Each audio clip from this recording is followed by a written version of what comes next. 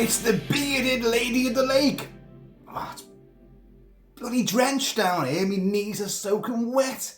God. One job I asked of her, the lady of the lake.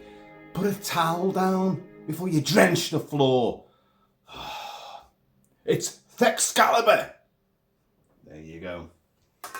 Hey folks, Kilt-Man here. Kilt-Man at your services. How are you all? You're all doing very, very well. Now, let me just turn off the special effects. The green light. Little green torch. And my bottle of J&B with a torch behind it. Yeah, it didn't look that spectacular, I know, but hey, you know. Budgetary constraints. Let's turn off that torch as well. So yeah, folks, we're going to talk about possibly the greatest British fantasy movie ever made, John Boorman's Excalibur from 1981. It's a film I have reviewed many times before for different forums, and I've talked about a lot on the channel, but never yet actually given a proper review to. Well, we're going to change all that right now. Now, King Arthur, Knights of the Round Table, the Arthurian sagas, the romances. France has got the Musketeers, 3 of them, and then you get D'Artagnan. And other countries you've got Zorro, you've got all sorts of stuff. Japan has huge amounts of warrior heroes and sagas. But in England, Britain, we have King Arthur. And for my money, it's the greatest romantic adventure questing saga of them all. And you know, historians are still battling to try to work out who was the real King Arthur. And there are many, many theories put forward, of course. And I think I have reviewed other versions of this saga, movie-wise, and discussed my opinions on them. But the thing about King Arthur is, it's folklore, it's mythology, it's legend, and as such, it cannot be beaten. So, let's just have a quick tipple of the old empty bottle of whiskey. Merlin, could you please replenish the whiskey? Put it on the floor, you say, Merlin. Okay. And then what? Anil Nathrak. Yes. And we have a full bottle of whiskey. Good Lord, Merlin, the old gods hold true. Cheers, y'all. Cheers, John Boorman, a visionary, a brave filmmaker. This is a guy that put Sean Connery in a red nappy and a ponytail for Zardoz. This is the guy that also did Exorcist II: The Heretic, a film I've discussed a lot lately. Been a lot of Exorcist stuff going on last few months, and he did Deliverance. How can one guy go from Deliverance to the likes of Zardoz, to the likes of Exorcist II: Heretic, then Excalibur, and then Hope and Glory, and the Emerald Forest? This guy's oeuvre is absolutely diverse and magnificent. And yeah, I actually do admire Exorcist II: The Heretic. It's visionary, it's different, it's experimental, and it goes off on a different tangent. Anyway, we're not talking about that stuff. We're going to talk about King Arthur. Nigel Terry as King Arthur. Nicole Williamson as Merlin. Helen Mirren as Morgana. Oh my God. You've got Gabriel Byrne is in there. You've got Patrick Stewart. You've got Ciarán Hinds. You've got so many people. Liam Neeson is in there, getting his first film debut, proper movie debut. And wow, what a legacy all these people have created ever since. And this was a film that actually brought them to, you know, the forthright admiration of audiences and critics alike. Cheers, y'all. I didn't take a sip, did I? How lax of me. Now, 1981, there was a time, of high fantasy. You'd have like Hawk the Slayer, you would have Conan the Barbarian, you'd have the Sword and the Sorcerer, you'd then get Krull, which also stars Liam Neeson. You'd have Time Bandits. You'd have a lot of fantasy movies were coming out. It was a bit of a real sort of a tsunami of fantasy cinema. But by far, the one that outshone, not just because of the gleaming armour that's in it, but Excalibur has all the symbolism, the potent symbolism, the allegory, all of the mysticism, and the whole thing about the old world finally collapsing as new man in the form of Christianity takes place. You can view it as science versus old medieval folklore and witchcraft. It's been done a million times, but Excalibur, through the lens of John Boorman, is outstanding. I did not time that to that bit of music, but there you go. Richard Wagner, of course, plays heavily into the soundtrack of Excalibur. So what is Excalibur? It's based on Malory's Le Mort d'Arthur, The Death of Arthur. Now, did you know this? That Malory, what's his name? Is it Charles Malory? Thomas Malory. I've got my little notage, my parchment paper notage here. He was in prison. He was in jail at the time when he wrote this. He was commissioned to write it. And he was in prison for rape. And it wasn't his first count of rape either.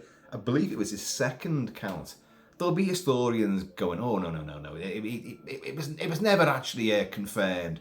But this guy, Malory, was also a thief, a violent person, a mercenary, and yet he could write. You know, there was genius behind the violence. And it was William Caxton had done the world's first printing press. And he printed the Bible. The Bible. And then he was looking for other books to print. And there weren't any. So he approached Malory and said, like, how about writing the Arthurian sagas? They've been written before. Of course, it was hand-me-down sort of tales, spoken tales. But how about you writing them? And then I'll print them. Because I've got this bloody great, innovative, genius piece of kit, a printing press. But I've got nothing to print on it. So write this. And it might just redeem you and your honour, sir. So he did. Now, so John Boorman and Rospo, the fabulously monikered Rospo Pallenberg, it's just a superb name, who's a long-time collaborator with John Boorman. They wrote their version, Excalibur, taking from Malory, but also taking from other stories and legends, and adding their own bits and bobs in there as well, because some bits don't add up. If you look at the actual Arthurian sagas, there's little elements which don't kind of patch up to the actual legend that we know and the time frame of King Arthur himself. So they've added little bits here and there, and it works. Now, their version, it's theatrical, it's operatic, it's broad. Everyone uses their own accents, which has always caused a bit of controversy because of some like Dorset accents and weird oldie antiquated English accents. And of course you got Irish in there, so you got Gabriel Byrne, you got Liam Neeson in there. Now the thing is, the entire movie is filmed all on the Emerald Isle. All of it, County Wicklow, Kerry, all over the show. John Boorman was living there. So some of the locations John Boorman was just down the road from, so it was handy for him. Oh, day's shoot done. That's in the can. Right, I'm off home for tea. Leave the rest of you guys living in the fields in your tents. All the hordes of extras that he had there.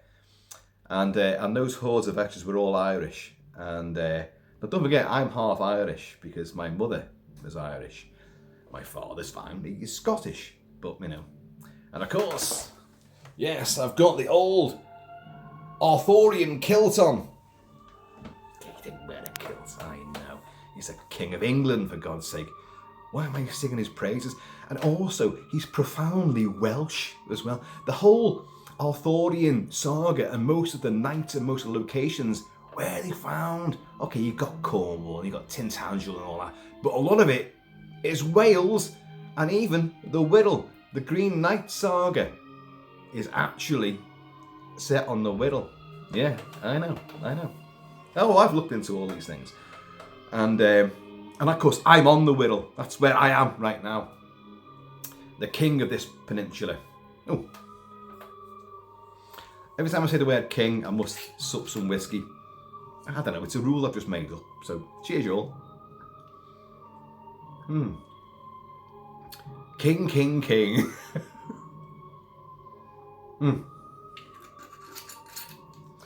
So it's all filmed in Ireland.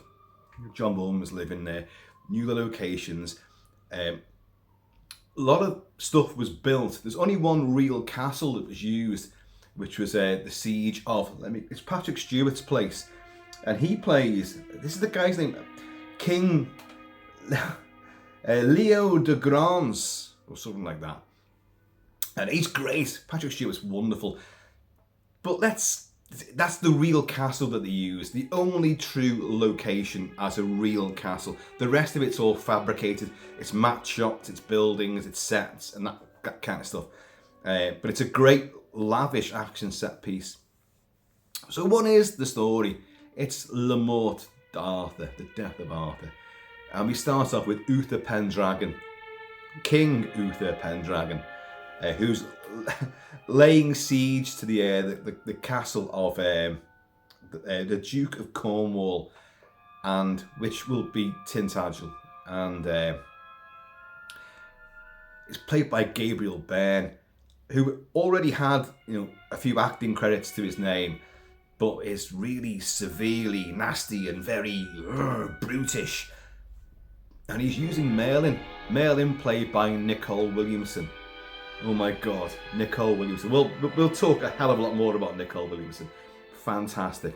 And so Uther's using the magician from the old world, Merlin. He was there at the dawn of time. Who talks about the dragon's breath and all that. And the dragon is not, it's mentioned, but it's not actually shown or featured at all. But it's about the age-old conflict of Britain, of England, and all the invaders. Two dragons coiled together in the bowels of the air, a red one and a white one, forever locked in combat. One is the true Britain. I've got to say Britain now. They meant England, to be honest. The true, spirit of England, and then the other is the invaders that are always forever trying to take over the kingdom, the sovereign realm of these isles, and they're locked forever in conflict. So, but he's using Merlin. Where's the sword? You promised me the sword. Excalibur, of course. Excalibur, forged by a god, found by a wizard, and wielded by a king, or whatever the fucking tagline. It's behind me somewhere there, actually, on the big British quad poster I put up there. Some of you may remember when I had very similarly discussed Dragon Slayer. I had the great British quad poster for Dragon Slayer set up just like that, and the spooks of Kilt Mansion wrought havoc and ripped that bloody poster asunder. And I'd had that since 1982 when the film came out. Dragon Slayer, another great fantasy movie during this period. So yeah, bring me the sword of power. And they're laying siege to Cornwall's castle, and but they broke a bit of peace. Okay, let's try to work this out. Merlin wants someone to be the next king of England, who's going to reign with benevolence and understanding and compassion, and bring peace to the realm. That's what he wants, but that's never going to happen. Let's be honest. That's not on the cards, is it? But they do reach a truce, and Lord Cornwall, the actor's name I've forgotten now, and Gabriel Byrne, Uther, slash their wrists, and they become blood brothers over the banquet table. And like Cornwall says, you know, I want Igraine, dance for us. Igraine is his wife. Lord, the Duke of Cornwall, his wife, Igraine, played by John Boorman's daughter, Katrine Boorman, who comes down, does a big seductive dance and all that. But Gabriel Byrne's character, Uther, falls in love with her. You know, the fickle qualities of man. You know, the greater good of the realm. We're all at peace. There's no fighting anymore. But I must have her. I want her. And it's a big seductive dance as well. So, I mean, you know, Uther wants her. So, their eyes meet. That's the Duke of Cornwall and Uther, like, because Duke of Cornwall realizes, no, there's no peace, no truce anymore, because you want my wife. And then we cut to battles and the siege towers and catapults hailing flaming rocks and pots of boiling oil at Tintagel. And but you know, no matter what you do, you'll never break our walls. Ha!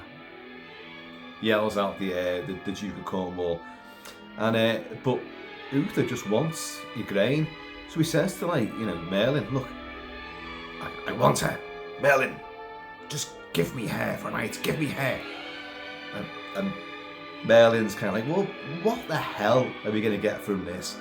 You know, you wouldn't understand. You're not a man.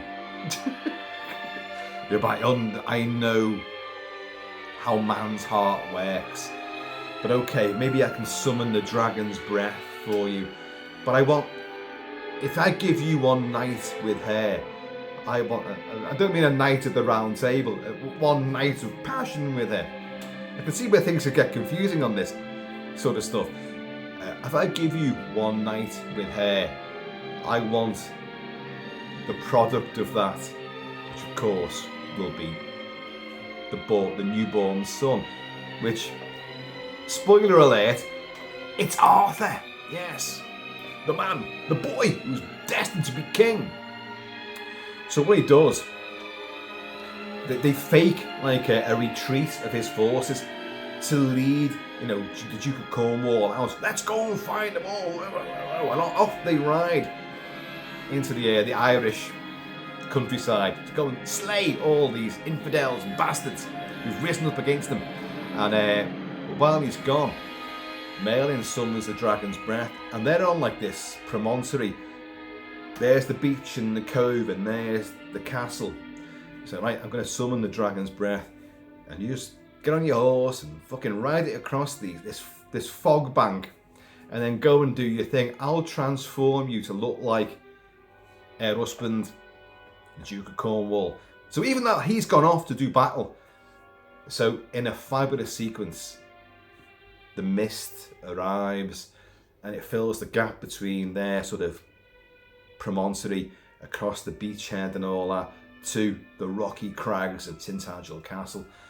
So Gabriel Byrne puts his armour on and he rides out across this magical sequence, and in so doing his armour changes from a big sort of porky piggy snouty thing to a little squat little visor, and he arrives at the castle gates, and the guards are kind of like, it's the Duke, but didn't you just...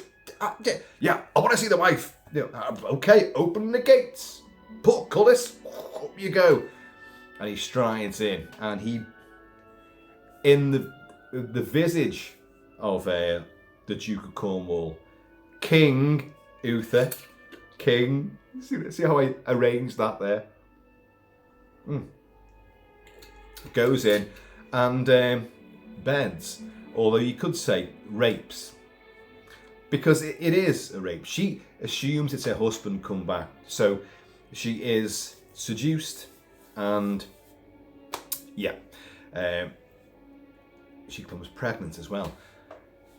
At the same time, at the culmination of this, of the climax of this sequence, we see the real Duke of Cornwall going out, and he's bashing people on the head with his sword, doosh, doosh. But his horse rears up and he gets thrown onto like an array of spikes, and he dies at the exact moment that the usurper Uther lays his seed. And as I say, it's all very potently symbolic. Very lovely romantic music playing, and it's anything but, to be honest, at that stage. And then he sort of disappears, and the body of her husband is delivered back. And like, oh, I'm sorry, my lady, he died in battle. And she's like, well, hang on, he was just with me. And we just did hang on a minute, how did that happen? Who lay with me? And the curious thing is that that's actually John Boorman's daughter. Again, it's Katrine Boorman. And there is nudity and a sex scene. And I've always had a problem with directors doing this with their, I say doing this with their daughters, but Dario Argento with Asia Argento has subjected her to nudity and sexual violence in many movies, and I've always had a problem with that. And I love Dario Argento, but I just think, what the hell are you doing? And that's sick. John Boorman did it with his daughter as well, and there is nudity there, and it's a closed set, and he has said he went, look, she was the best one for the role, and I just viewed it objectively. And she just went in there. I'll do it. I don't mind. It doesn't bother me.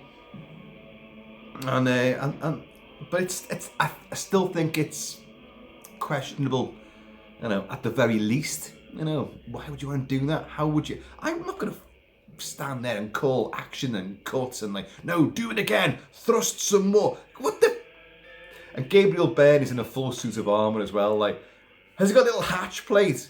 Actually they did. A little hatch plate down below for insertion. Some behind the lines enemy infiltration. So there's a little something hanging on the end of one of my fringy hairs here. It's bobbling about, something chronic. But then off he goes, and 9 months later she gives birth. And she's already got a daughter, and of course the daughter is Morgan Le Fay, or Morgana in this version. It's two characters condensed in Boorman's version of Excalibur, and of course she'll be played by Helen Mirren. But it's a young girl at the moment, and I've got a feeling, I don't know if this is actually true, and I didn't write it down in my little noties, and I probably wrote about this extensively on previous reviews. I think it's Gabriel Byrne's daughter who plays the young Morgana in that scene, because she observes this guy doing a deed with her mother, and I think she can see that it's not her dad. You know what I mean? So, but she's got a bit of the gift of magic, necromancy. The old ways are in her. So 9 months later, she's now struck up with Uther, and Uther is king. And because, their fella's dead. You danced for me, we may as well get together. And he actually asks her, who's the father? It's a little baby boy is born, Arthur. And on that night, of course, Merlin returns. Merlin, you arrive when you're not called for, but you're never there when I want you. I arrive when it does a bit of a Gandalf thing. There's a lot of Lord of the Rings is very high. Lord of the Rings, Tolkien took a lot from the Arthurian sagas to put it into Lord of the Rings, including a lot of quotes and a lot of scenarios and situations. And I arrive. Well, Merlin basically says I've been on this planet since the dawn of time. I arrive whenever I want, not when you call me. I don't come to do your bidding. I come when I want to come and all that. And he said, by the way, I'm here to take that child. See that one you got there, which is now suckling from the breast of the director's daughter. Yeah. And but no, it's my child. And Gabriel Byrne does this great thing. He says, I've used my sword to hack, and I've learned to hate man. I just want to kill man. But now I learn to love my fellow man, and I look after my son. It's a pivotal point for Uther Pendragon. Of course, like, Uther Pendragon was meant to be, you know, the King of England and, well, and be our champion. Didn't quite happen that way. He's a fucking rapist, for God's sake. He's no king.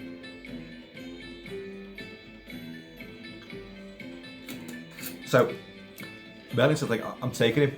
I'm like, no, you can't do that, no. And then a great shot. The little sproglet, which could be Gabriel Byrne's. Oh no, sorry, Gabriel Byrne's is the daughter. Christ. But the little baby they use grabs Igraine's hair as Merlin takes the baby away. And it wasn't scripted. You can't rehearse with a baby, can you?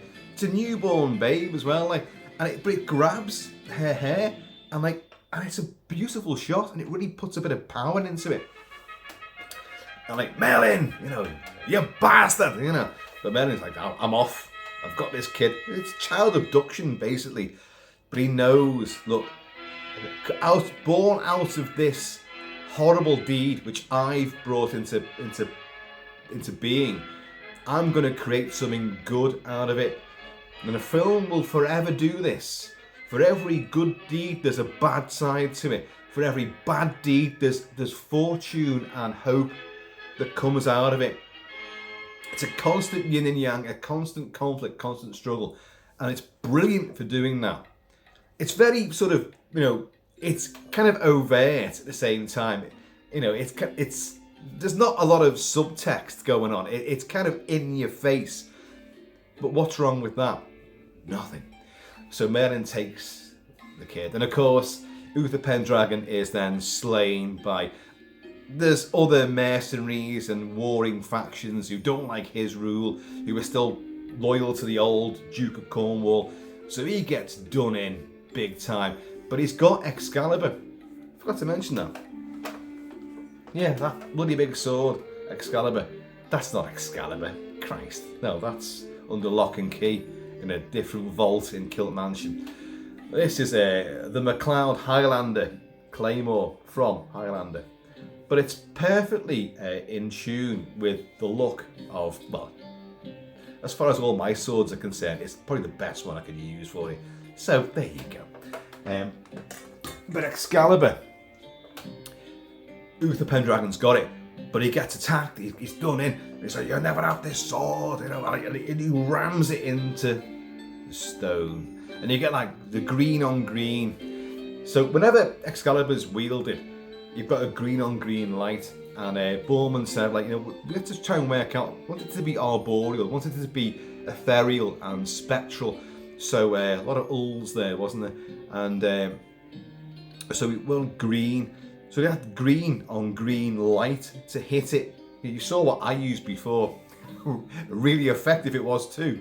And but he puts it in like that, and he dies. And in a really muddy, horrible place as well. And then we will cut forward to well, Arthur is now like, well, he's meant to be about 16, 17 years old, and he's played by Nigel Terry. Nigel Terry is absolutely wonderful in this role. I'll come on to critical responses to all this and the performances, because they got a lot of flack actually, and a lot of people I know don't like Excalibur. Are you for real? But they're encouraged to speak with their own accents, not to change anything, and if possible to bring in some sort of oldie weldy sort of, you know, spiel. So you get lots of like West Country and Welsh accents and like old English fervour and flavour, and and Nigel Terry has this. Oh, I'll probably get this wrong now. It's sort of like Dorset West Country sort of accent, and it is kind of comical, but that's how they would have spoken. So, you know, I have no issue with that at all. And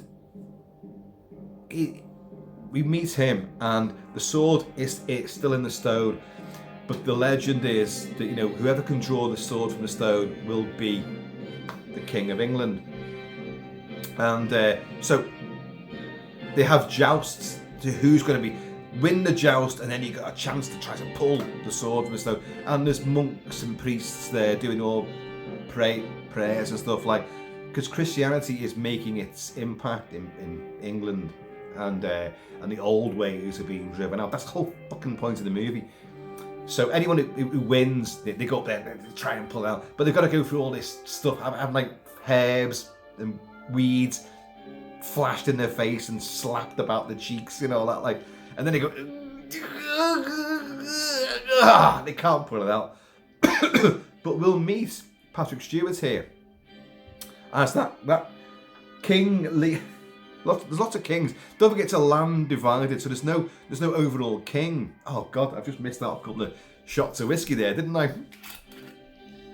Kingliness. It's next to saintliness. And really, really good for good bedfellows with pistliness. So King Leo de Grance, Patrick Stewart, wins his joust, but he can't pull the sword from a stone. Now you've got Ector, Lord Ector or Sir Ector, played by Clive Swift.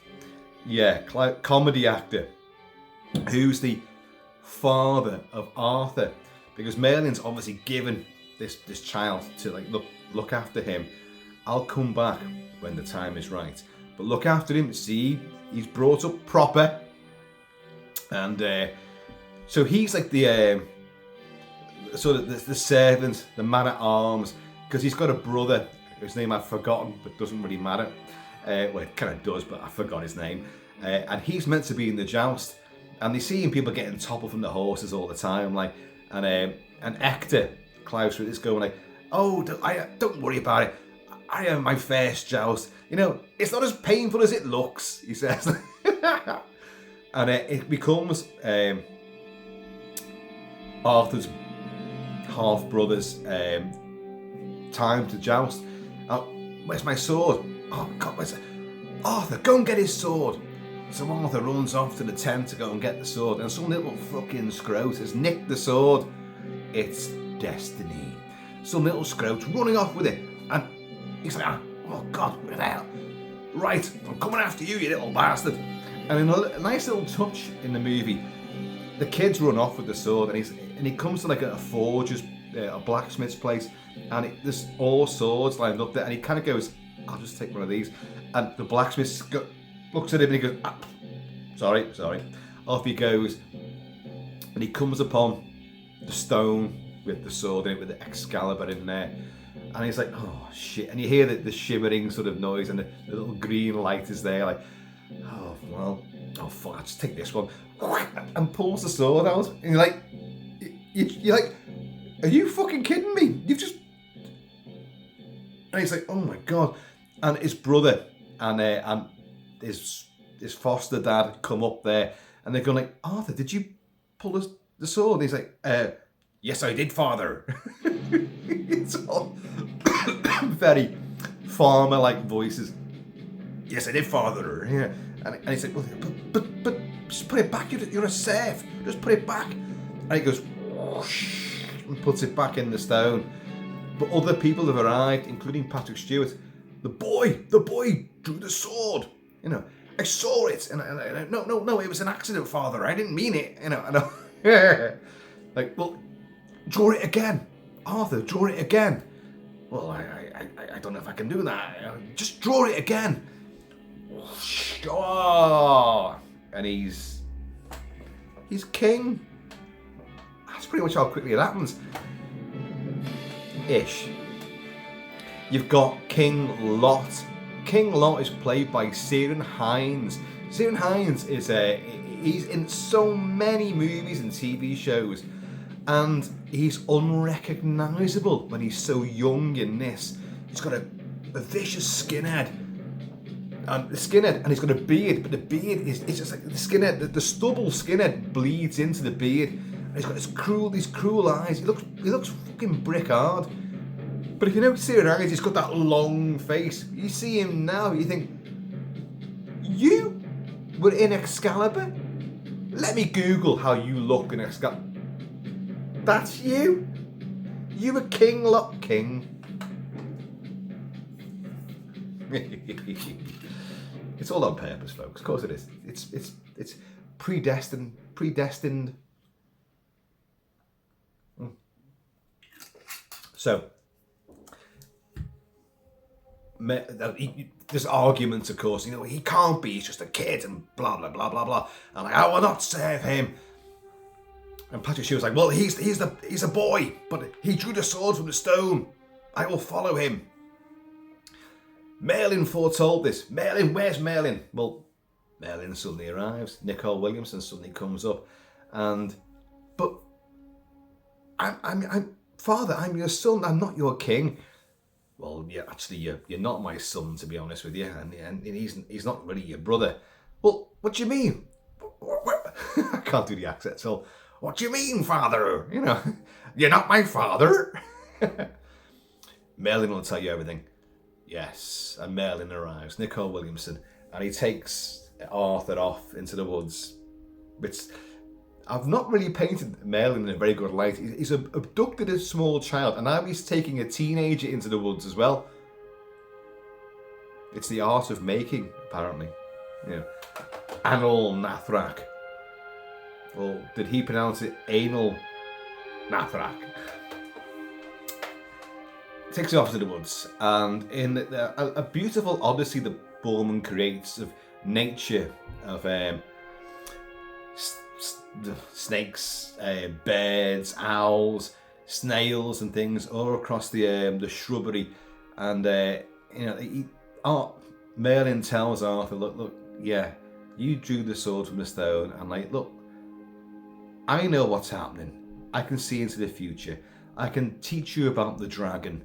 Oh, the dragon's everywhere, you know, and all this, like, and like, well, what do I do? You know, just sleep, dream. You know, all these things will come to pass.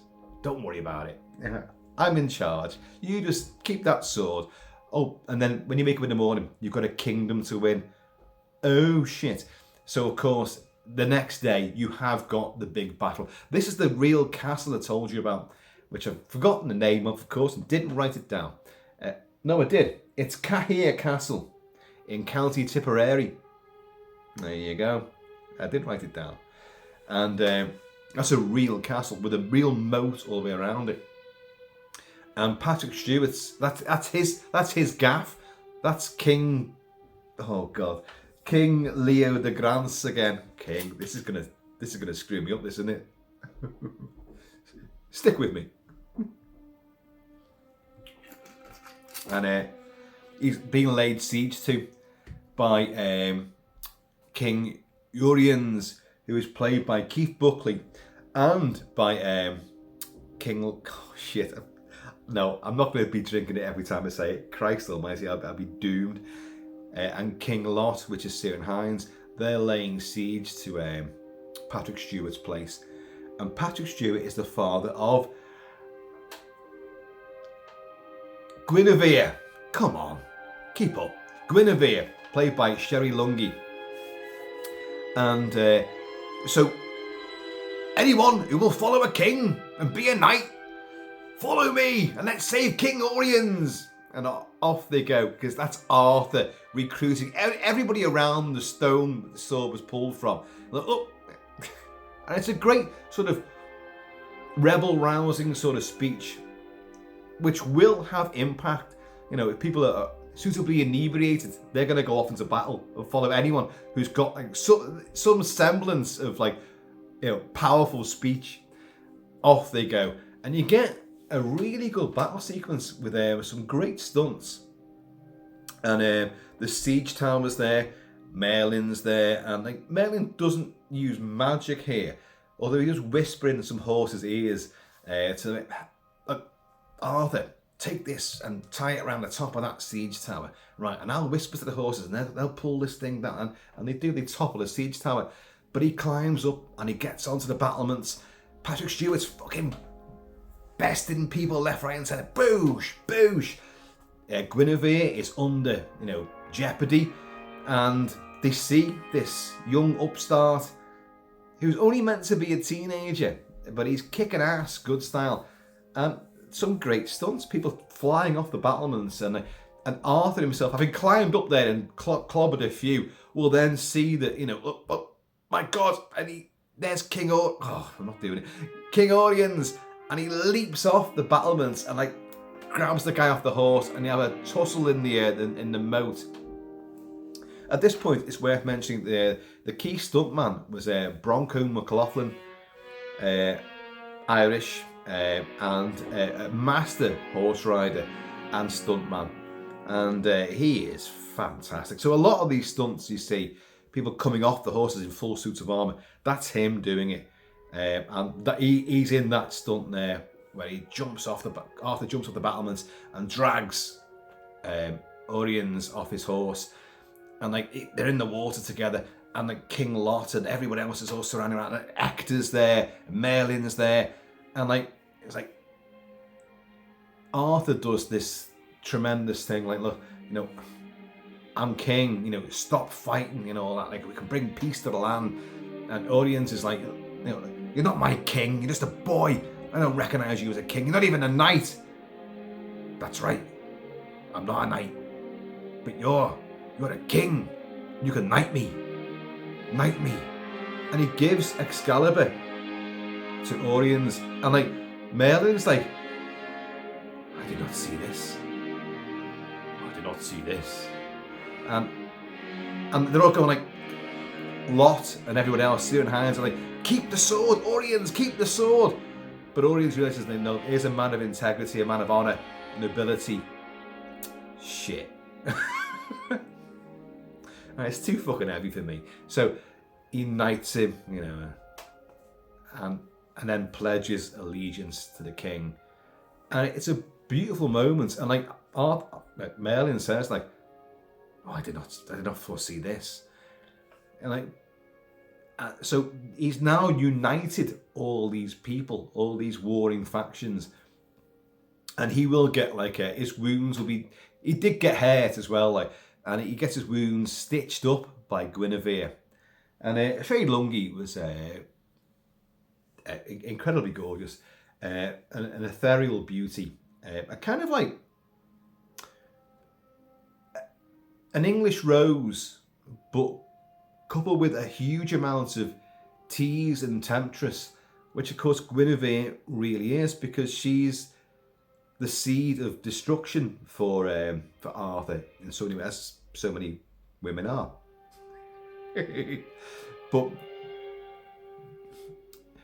but she's white, milky white, with massive fucking cascading curly hair, and this beautiful bone structure. She is amazing as Guinevere, and of course, so the seeds of romance are sown, and then a big celebratory party. Everyone's all getting along great, and you've got Arthur. He's going Merlin, I love her. I must have her. And Merlin's oh fuck, not again. I did this before. That's how you arrived. And he said it took me 9 months to recover from that. I'm not doing it all again just for you.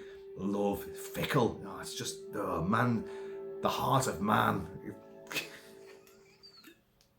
It's as fickle as County Wicklow. Hey. I didn't even say the word king then, did I? Oh, king, sorry. So they're going to get together. All this. And they will, Arthur, with all of these other kings and knights and what have you, will rampage around the British Isles and defeat anyone who's not au fait, not Morgan Le Fay with them, and win them over and create a united kingdom. And they're on top of this mountain, they've just slain the last of anyone who's against them, And the circle of all these brave knights are all there, and the constellations are lit up in the air, the firmament. And Merlin's there, like, and he's basically saying, like, look, this is, remember this night. You know, I forgot the lines, but remember this night. This is big. This is huge. This is what makes you who you are. And because they form a circle, it's Arthur says, like, let this be, you know, the circle of our truth or our unity. You know, we'll always be here. We'll always meet together. We'll have a round table, you know, and it's beautifully done. And of course, it will build a castle. We'll build a place which is going to be fucking awesome. It's not quite what Roscoe Pallenberg wrote, or John Boorman, or even Mallory, but it's going to be fucking great. And we're going to call it Spamalot. No, we're going to call it Camelot. Yeah. Which, of course, they do. But you've got to meet... There's some other major players in this, of course. Of course there is. You've got Lancelot of the Lake, who's from overseas, don't you know? He's an immigrant. They're all immigrants. And so there's peace in the land, but they hear tell of this this knight in very super gleaming armour. He was like, no one can get past, and it's set against a waterfall. I forget where it is in Ireland, but it's a beautiful location. And Lancelot won't anyone pass. So like, Arthur, sire, you know, this bastard won't let anyone go past, and he's fucking good, you know. And like, Arthur's like, well, I'll fucking deal with this. Don't worry about that. By the way, I've got Nigel Terry. You first saw him as supposedly a 16-year-old, maybe even younger. I'm not too sure what the age is meant to be. And he plays it bug-eyed, and he looks young. And he's 30. The guy was 35 when he made this movie. And throughout the course of the movie, you will see him age. You will see him. Obviously, his hair will be greyed, his beard will be greyed. And they'll put some little saggy lines around his eyes and stuff like that. But it's the way that he acts as well and portrays it as an inept but enthusiastic young teen. He's brilliant. He convinces.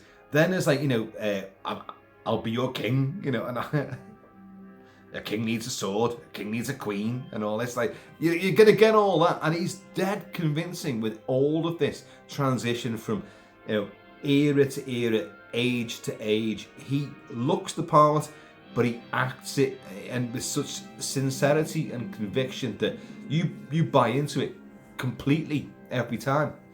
So you meet Lancelot, played by Nicholas Clay, who only a couple of years before had been in Zulu Dawn as well, like one of my all-time favourite battle movies, Zulu Dawn. A king amongst battle movies. I said that on purpose again, of course, yeah. And he's, again, elegantly ethereal. And, you know, look, he's defeated everyone in battle, in jousting. And Arthur goes up like, you know, why don't you fucking move? And he's like, well, no, I can't move because it's my sworn pledge. I am the best knight. I'm Lancelot Lancelot of the Lake from over the seas. And I've yet to meet my match in joust, battle, or whatever. And well, you're going to meet your match now because I'm King Arthur, you know. And they do joust, they do battle, they knock each other off the horses, they fight with swords, they end up in the waterfall itself. And Arthur, he can't beat him because he is so bloody good, you know. And Arthur uses his anger and Excalibur to break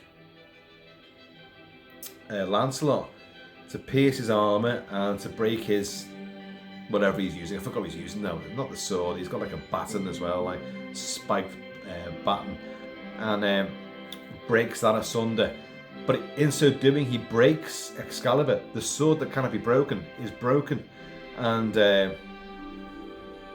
it's a ghastly moment as well, like, because what Arthur's done, Arthur's broken the pledge, honor, integrity, and compassion. He's used rage, which well, all the good things in life tell us not to use rage. Rage has a huge purpose in life and can be used very productively as well. But morals tell us not to do that. And King Arthur is meant to embody the most moralistic of men. But he uses rage, inner personal rage, because I can't be beaten by this. So I'll use Excalibur to do it. I call upon Excalibur, the Lady of the Lake, and breaks the bloody sword. It's breaking a vow. And Merlin, of course, is like, oh my, you broke what cannot be broken, and he's just, what the hell have you done here? Yeah. And cheers, y'all. And of course, Lancelot has said to him, like, no, you are fighting against a man who is not your enemy. You're willing to fight to the death and kill me just to pass. It's like a bridge, which they built for the movie. There's no bridge there across that waterfall when it comes down the valley. They built a bridge there, and he said, "You're willing to fight to the death and kill a man who is not your enemy to pass a bridge which you could easily go around with all your men with no issues." Although it's a bit of a daft thing, because Lancelot himself has said, look, I've yet to meet anyone who can best me in a joust or battle or whatever, and like, that's a brave boast, you're making there, says Arthur. Not a boast, sir. It's a curse. And you kind of get like, why? So Lancelot, you're forcing yourself into fighting everybody going to find someone that can beat you. Do you see what I'm getting at? It's like, what the? Just fucking get your medals and all your badges and certificates. Yeah, I've won this fight, won that joust. Yeah, and go and drink and have plenty of fun. Don't. But it's honour. To Lancelot, it is a curse. I've got to meet someone that can beat me, and then I've found someone that I can follow, because all I want to do is look after someone. I don't know. It's bizarre, isn't it? All I want to do is look after someone else and serve somebody else. I want a purpose, because up until now I'm Rocky Balboa. I cannot be beaten. It is kind of crazy when you think about it, but he does get beat because Arthur abuses his power with Excalibur and breaks the sword asunder. And of course, like, but he realizes, oh my God, what have I done? I used Excalibur to hurt this brave knight who only had chivalry and nobility in mind. I've done this to him. I've hurt him. Merlin, what have I done? And of course, it's in a body of water again, a pool of water. The Lady of the Lake, once again. Bloody hell! And it's John Boorman's other daughter, Telshay. I'm not sure how you pronounce it. Telshay Boorman, who sadly died in the mid-90s of ovarian cancer. But she plays the Lady of the Lake, and she does lie underwater for quite some length of time. She can hold her breath for a long time. She's a great swimmer, and she'll hold the sword and she'll extend the sword out of the water. There's optical shots of it lying shimmering in this beautiful sort of gown, this scaled gown, like pearl-like under the water, and that's beautiful. And that's an optical shot, but she is lying under the water for a long time as well, like. So he does that. He puts his daughter through some fucking shit in this movie, and the sword is reborn because Arthur's realised, yeah, there's another grave mistake I've made, but I've learned from it, And this is the thing. This is the thing of course, no one's perfect. We're all going to make mistakes. We're all going to screw up at some point. It's if you can learn from that mistake and maybe not rectify it, or at least try to, but I won't make that mistake again, and I've learned from it, and I'll try to steer other people away from making that mistake. What's that mistake? In this case, pride, vanity, self-aggrandizement, self-glory. And he realizes that. It's a crucial moment. So, and so the sword will rise again. Oh, and Merlin's like, oh, Arthur, don't worry about it. The sword's back again. You're all right. You're still king. Take the fucking sword and knight this bastard because he's fucking amazing. Yeah, you need him by your side. Oh dear. Again. So he knights Lancelot and brings Lancelot into the fold of Camelot, which has now been built. Camelot is now a gleaming edifice in the valleys. It is mainly Welsh, the original story, the saga. So the Lily of the Valleys and all that, even though it's filmed in Ireland, but it's primarily a Welsh legend about a fabled English king. Where are the Scots in all of this? Hey, where are the Scots? Biding their time, yeah, because William Wallace will.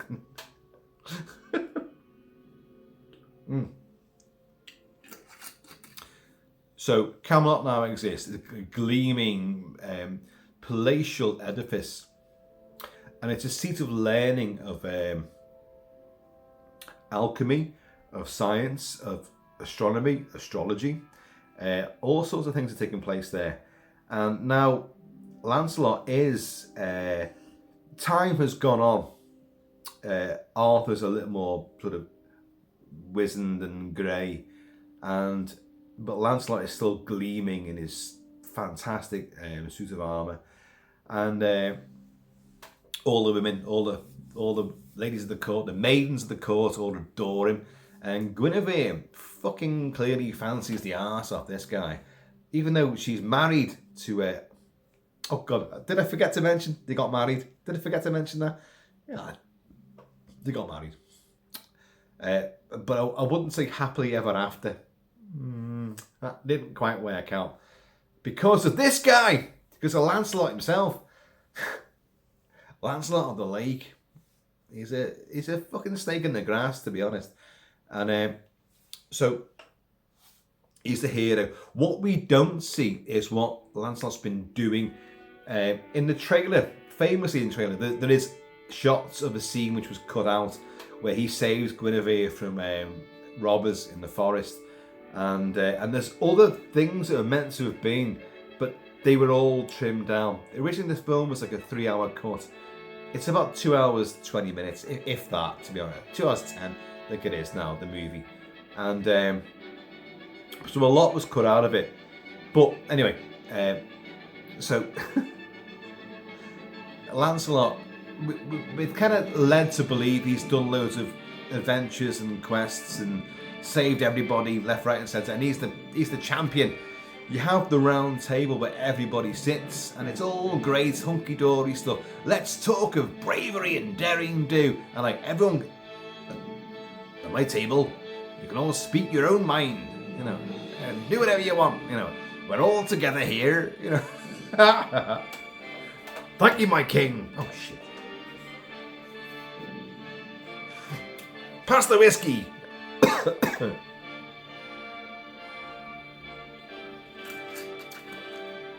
And of course now we kind of get introduced to Morgana, Helen Mirren. The absolute exquisiteness of Helen Mirren, who still to this day, she's late 70s now, is still enormously gorgeous. And The Long Good Friday, so many movies, so many TV shows, Prime Suspect and all that. But here, she is luminous, threatening, diabolically delicious and gorgeous.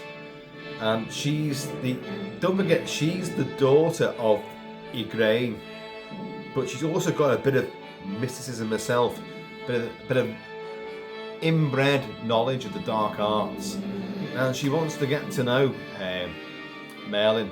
Now let's just pause here, because Nicole Williamson and Helen Mirren had been in a production of the Scottish play, which was not successful, and they did not get along. They had huge personal differences. Now, if you listen to John Boorman says it was professional differences, in the performances and the actual acting wise, didn't get along. He said, and Boorman says but I think there was something personal as well. But he kind of insinuates that there was a romantic thing. I don't know about that, but I do know that they did not get along at all, and they hated each other. So when they came to cast Excalibur, and this is great. It was pitched first to United Artists, who were like, well, what about this Lord of the Rings thing you were going to do? Because John Boorman was trying to, and Roscoe Pallenberg were trying to do like a Lord of the Rings adaptation, and it took them yet, but it never happened. But for years in development, and UA were like, well, just we can't do this. What else have you got? And like Boorman was like, well, I love King Arthur and the whole legend of Excalibur, and I've got a lot of interest in that. I wouldn't mind making a movie about that. So, well, can we do that instead? And I'll draft it, because he must have known.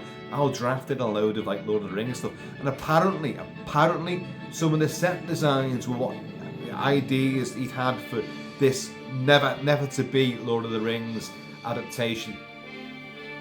So he said, okay, yeah, okay, you can do this, but just do us one favour: don't ever cast Nicole Williamson. And he was like, that's the very guy that I want for Merlin.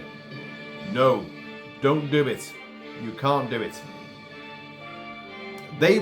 He was in this Macbeth thing with Helen Mirren, who you've already cast, and like they didn't get along, and it was a failure. In fact, everything that he's ever done has been a failure. Don't use him. And he's like, oh shit. Okay. Well, what I'll do is I'll do some auditions for other people. So he did. He auditioned loads of other people for the role of Merlin, and none of them were any good, or none were what he wanted. He knew who he wanted, which was Nicole Williamson. So he said, like, we went back to them. He said, like, look, listen. By the way, it passed now to Warner, Orion Pictures, and Warner Brothers were producing it and distributing it. And he said, look, there's no one better than Nicole Williamson. And they were like, are you kidding us? The one guy we told you not to hire, and you've hired him. Well, yeah, I have. It'll work. Trust me, it'll work. Of course it does. Now, the thing about the spat with Helen Mirren is that Morgana, or Morgan Le Fay, will learn the old ways from Merlin, but she doesn't like Merlin. She hates Merlin, and because of her half brother, and because she knows, you're Merlin, aren't you? It's the little kid, Gabriel Byrne's daughter. Again, that could just be me making that up, I don't know, but so she still wants her revenge against Merlin for creating this her antithesis, her nemesis. And but Boorman thought, well, the angst between you two, who vowed never to work together again, if I bring you two together, that's going to play into your performances. And I can see his point of view. In all honesty, they're in a lot of scenes together, and they do talk, and he will train Morgana in the ways, oh, you do know something of the old ways. What is it now? No. Let's get this right. Oh, you do know something of the art. Oh, our big roast dinner is about to be sorted. So activity will take place behind, but and I'll start smelling it take place, but sadly you can't. So cheers, y'all. But then Boorman wanted that sort of animosity to come through. Now it's up to you whether you see that in their performances, because I see that Helen Mirren's Morgana is fascinated by Merlin and wants to learn, you know, the art of making. The art of making is conjuration. It's bringing about the power of the dragon. It's bringing about making people do what you want them to do and changing destinies and fortune. It's magic. That's what she wants to learn, but she knows the basics of it, because after the wedding of Arthur and Guinevere, and she speaks to him, and he goes like, he knows who she is, like, and he's like, well, what do you know? What's this route? You know, and she explains about, you know, all these different things and what it can do. If too much, what happens? You know, death, madness, and death. And all this, like, that's silver foil being rippled about there. More sound effects, you know.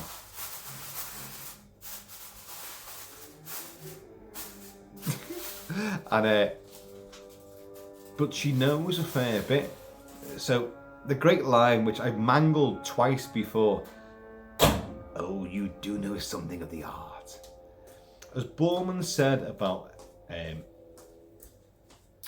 the performance of Nicole Williamson, he said he can make every vowel stretch out. He puts more sounds into one single vowel than anyone else can do. So every word he says, and he's got that sort of oldie worldy accent, but he's massively crushing it, expanding it, and playing around with it, and it's comical.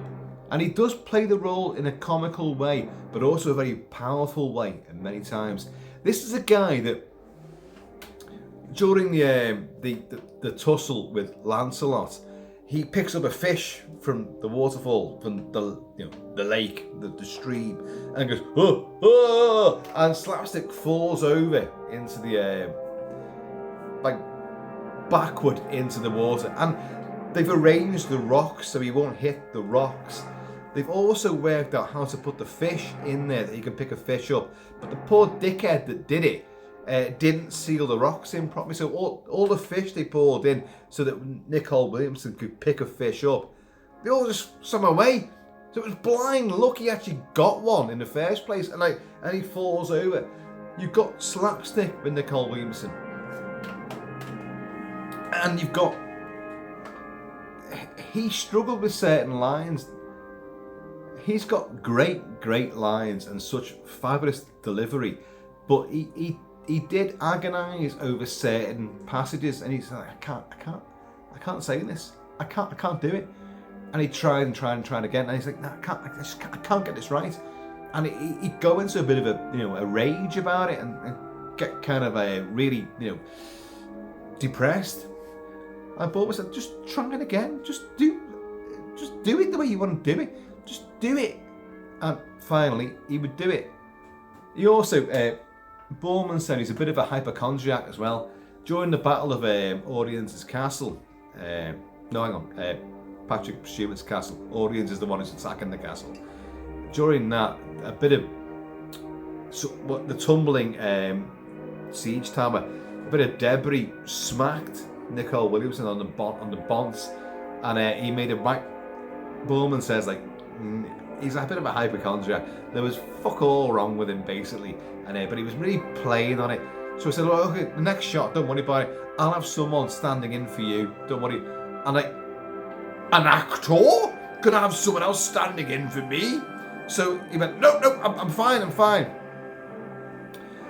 Nicole Williamson as Merlin wears this sort of chrome dome, weird skull cap thing. Again, like all the armour designed by Terry English, and pure shiny aluminium. And the reason why that's there is because Boorman wanted Merlin to be bald. And although Nicol Williamson didn't have a lot of hair on top of his fod. There wasn't a great deal on top of his head there. He said, no, I'm not shaking my head. I'm not doing it. I'm not doing it. Sorry, I'm not doing it. They went, oh, shit. Okay, well, okay, we'll make you hairier then. So they gave him a little beard and all that, like. But he said to Terry English, fucking make him a skull cap and make it fastened down over his hair, and it'll give the impression that he's bald, just because it's so shiny and smooth, and you won't see any of his follicles. That's what he did. What's the matter with you? I've got a husky growling over here. I would say, folks, King. It's my husky's tea time.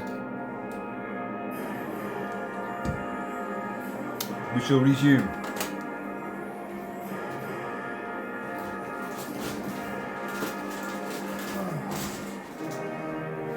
The things you gotta do, you know.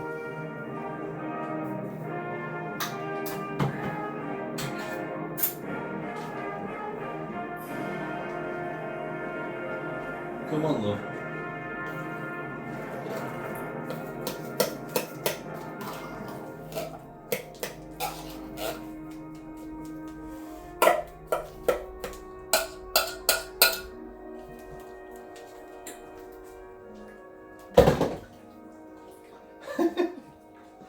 I do apologise. But you know, some of these videos go on for a long time, so events of, you know, normal life take place around me. And sometimes I've got to get involved in it. For those who are thinking like, I've seen your husky, and you just give it tin food. Yes, we give it tin food. But she gets chicken, she gets beef. Throughout the day she gets more proper, real stuff, you know. And pretty much half of everything that I eat, she gets as well. But the tin food, she loves it.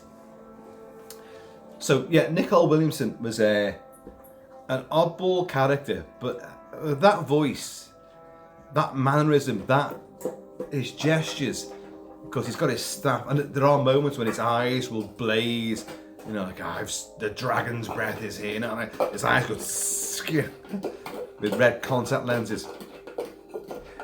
She's at her tea now, and she's now devouring the tin that it came from. None too quietly, I have. But so this animosity between Helen Mirren and Nicol Williamson, I don't think it manifests itself in any kind of horrible way at all. In fact, if you weren't told about it, you'd be like, they're just acting. It's just, and they don't even seem really nasty towards each other throughout a lot of the early to mid sections of the movie. Obviously, things will change for those of you who know the movie, obviously.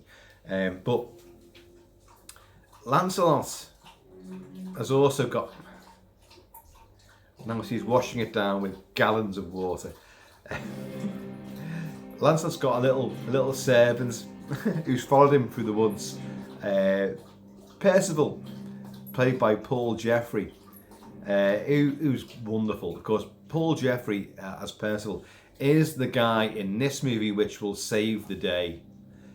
It's not him in the original sagas. It's another knight. Is it Bedivere? I think it's Bedivere. Could be wrong about that now. And I've fucking read these things a million times, and you know, things go.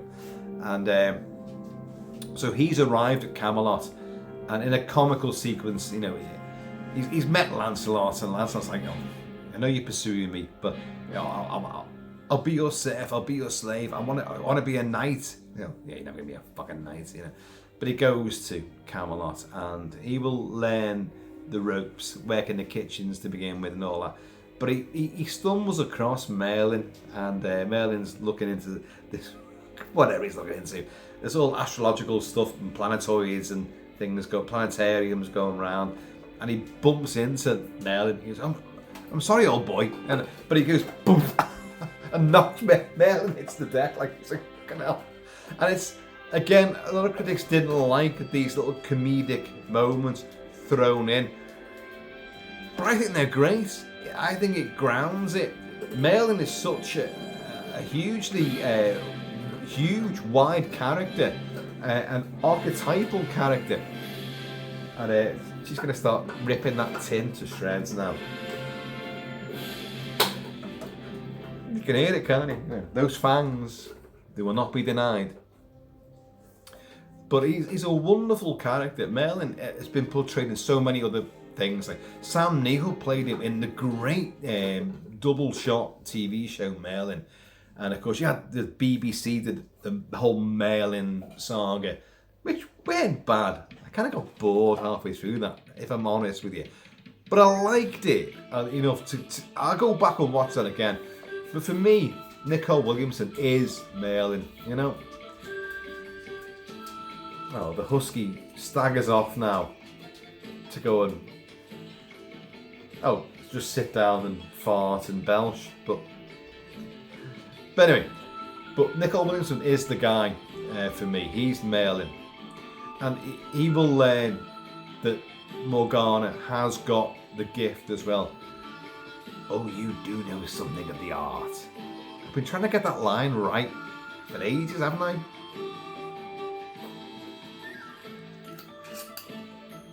But she's got something on her mind. Doesn't like Arthur, resents Arthur. So what can I do to usurp Arthur? Right.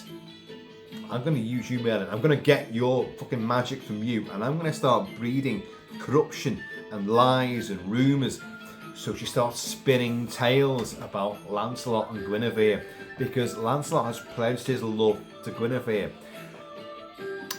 But he did it in such a bizarre way. You've got this possession, and he's leading the way. Well, it's not in the finished theatrical cut, but he has saved Guinevere from robbers in the woods, and he's already done other missions and adventures. They're only spoken of, only slightly alluded to. But she's like, well, all the girls in court fancy the arse off you. You know, it must be a woman in your life. Oh, there is, yeah. A woman that you love. Yes, it's all tease and temptation, and Sherry Lungy's great in this because she's not half leading him on as well, and he goes like, yes, it's you, my lady. You know, you're my best friend's wife, and I love you, and I follow him, so I love you more than anything else. It does in this air of nobility and like grace and like you fancy your best mate's missus, yeah. Well, we've all been there, haven't we? You know, and you're like, come on, you're the best looking fucking hero that they've got at the round table, and you can see how much she fancies you, and all the girls in the cart in front, the wagon in front, they're all laughing and tittering and all looking at you and adoring you and your shiny armour. You're not gonna get away with this, are you? And of course, they don't get away with it. They will have an affair. But even before that happens, you've got Helen Mirren as Morgana whispering in Liam Neeson's ear about like stuff. She's not pure. Guinevere's not pure. Someone else fancies her, and like, this isn't right. Liam Neeson, his first movie role, I believe, he had been in Of Mice and Men, playing Lenny. And John Boorman saw that and thought, he's fucking good him, you know. Irish actor, of course. I'm having you come in and you're going to play... oh my God, what's his fucking name? See, this is what happens. Gawain. Or if you watch The Green Knight, the new A24 Green Knight, which is fabulous, it's Gawain. Because they use the actual Welsh, again, the Welsh pronunciation. It's Gawain, it's not Gawain. But we've always known it as Gawain, and he's called Gawain in this. And he's got a little fucking man bun on top of his head and all that, like. And he's kind of rebellious, and that's what John Boorman wanted. You know, he's not in it a great deal, but he's in it enough. And you see him in like festivals, and he's fucking giving it loads and dancing around and picking people up and all that, like. But you see Helen Mirren whisper in his ear at a feast at the round table, and and he's drunk anyway. So he will accuse the Queen of infidelity, basically. Because where's Lancelot? He's never here. Because Lancelot is off doing quests, but he also can't bear to sit at the table, the round table, because, yeah, he loves Guinevere. And he doesn't want to upset his best mate, the king. So her honour has now been checked, and look, someone's got to fight for it. Well, where's Lancelot? Why won't he fucking, turn up and defend her honour and defend his own honour? Where is he? So you get this great big sort of trite controversy, and a joust formulates it as well. We're not at that bit yet. Oh Fortuna, Carl Orff.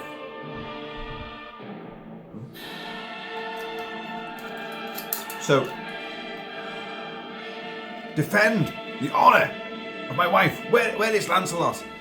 So they're gonna have this joust. But in the meantime, Lancelot is off in the woods, and he's having Empire Strikes Back moments where he will have to confront his own self, a bit like Luke going into in Dagobah and confronting Vader, but cutting Vader's head off and then finding it inside the visor. It's his own face, and you'll get that he will fight in this sort of dream reverie himself.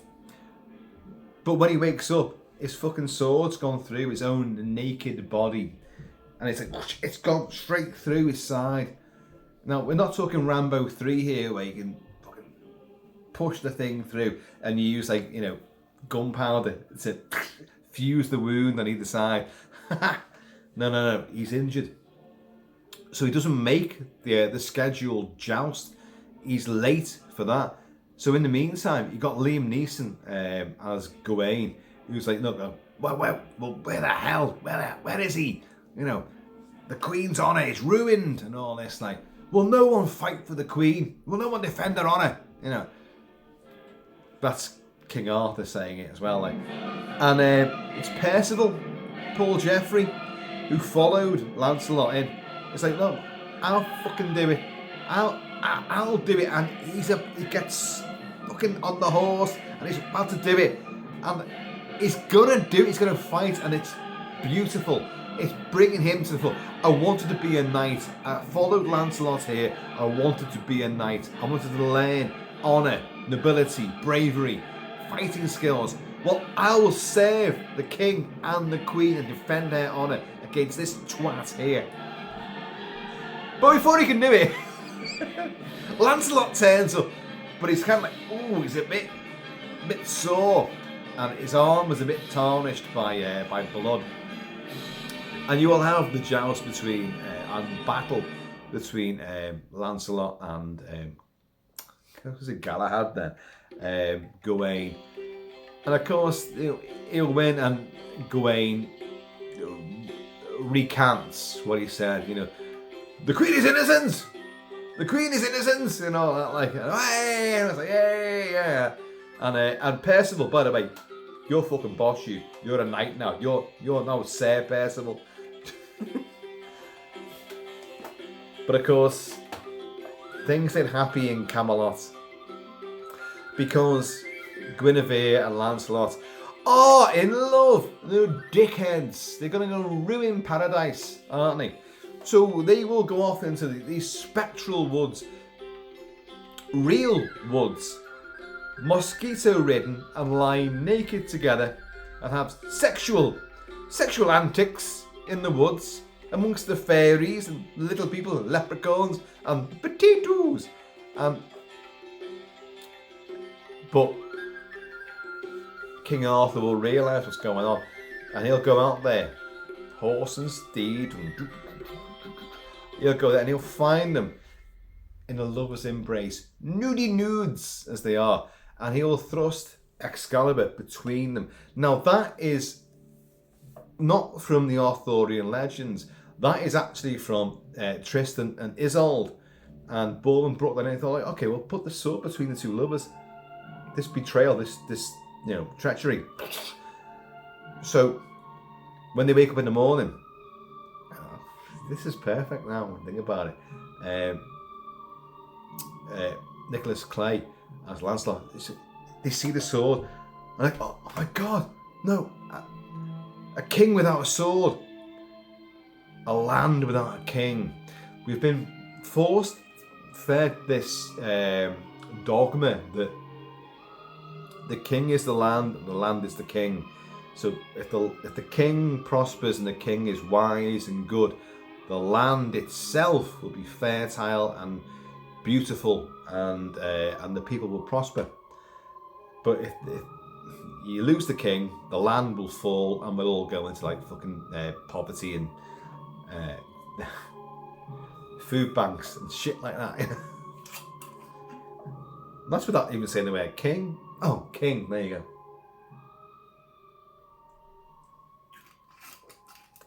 But Lancelot's reaction is really knee-jerk and beautifully delivered, I think, by Nicholas Clay. He sees the sword, he's like, a king without a sword, a land without a king, and he runs off, nudes, and he's gone for a while. And so is Guinevere. Guinevere goes too. Now, it's worth bearing in mind that when they filmed those sequences, the lovemaking and that sequence, it's mosquito ridden, and they were bitten to hell and back. Plus, and this is the weird thing, apparently it was freezing cold when they did this as well. So, freezing cold and mosquitoes don't really go together. But anyway, they suffered for their art there. Oh, you do know something of the art. And so you've lost Lancelot, you lost Guinevere now, and the king goes into a real bad fugue.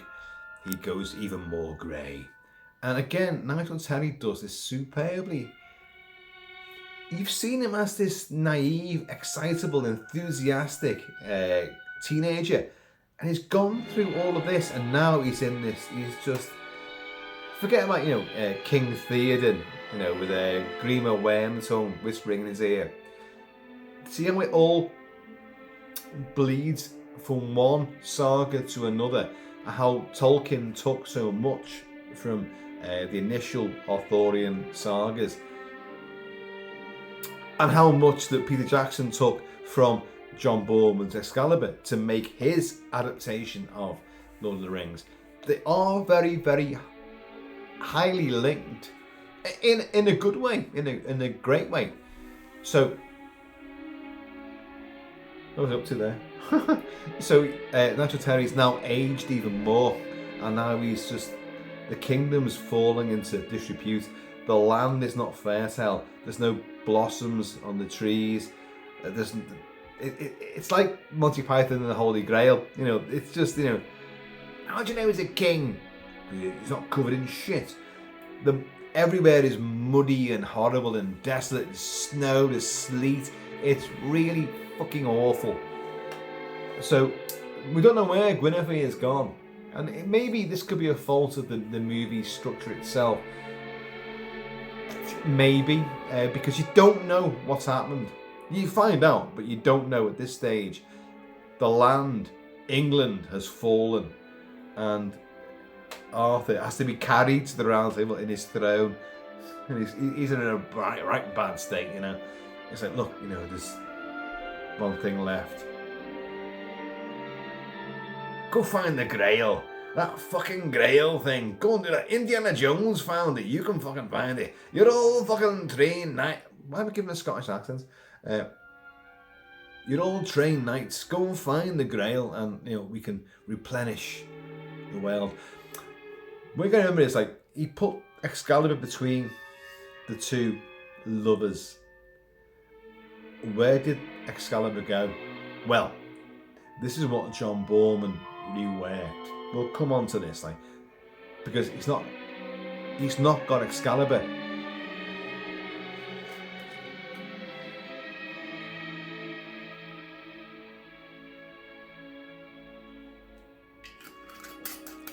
Where's Merlin? Well, Morgana has tricked Merlin into his fabulous subterranean lair, his laboratory, his shrine, his, I don't know, his place where he just sits off and chills. And she's like, tell me the rest of the art of making, the rest of the spell, which is, of course, Anol Nathrak, Orth Base Bahad, Doshak Demal. Which, that's oldie Irish. And what it actually means is serpent's breath, the charm of life and death, the omen of making. And so he does teach her that, which she gets him into his lair, and she ensnares him he's encased in like icy rock. He's encased there. The bitch has learnt from him and then fucking turned it on him. She hates him because he brought about, the half brother, which she cannot stand and hates and wants vengeance against. So she's now incarcerated Merlin.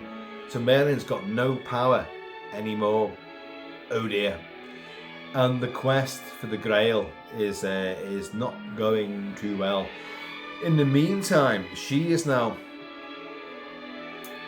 bedded. She's learned, the art of making, conjuring. So, like Merlin did with Uther Pendragon, transformed him into the Duke of Cornwall, so we can have a bit of ooh la la. She can transform herself into the likeness of Guinevere. So, as Guinevere, she beds her brother and has a son. Mordred is born.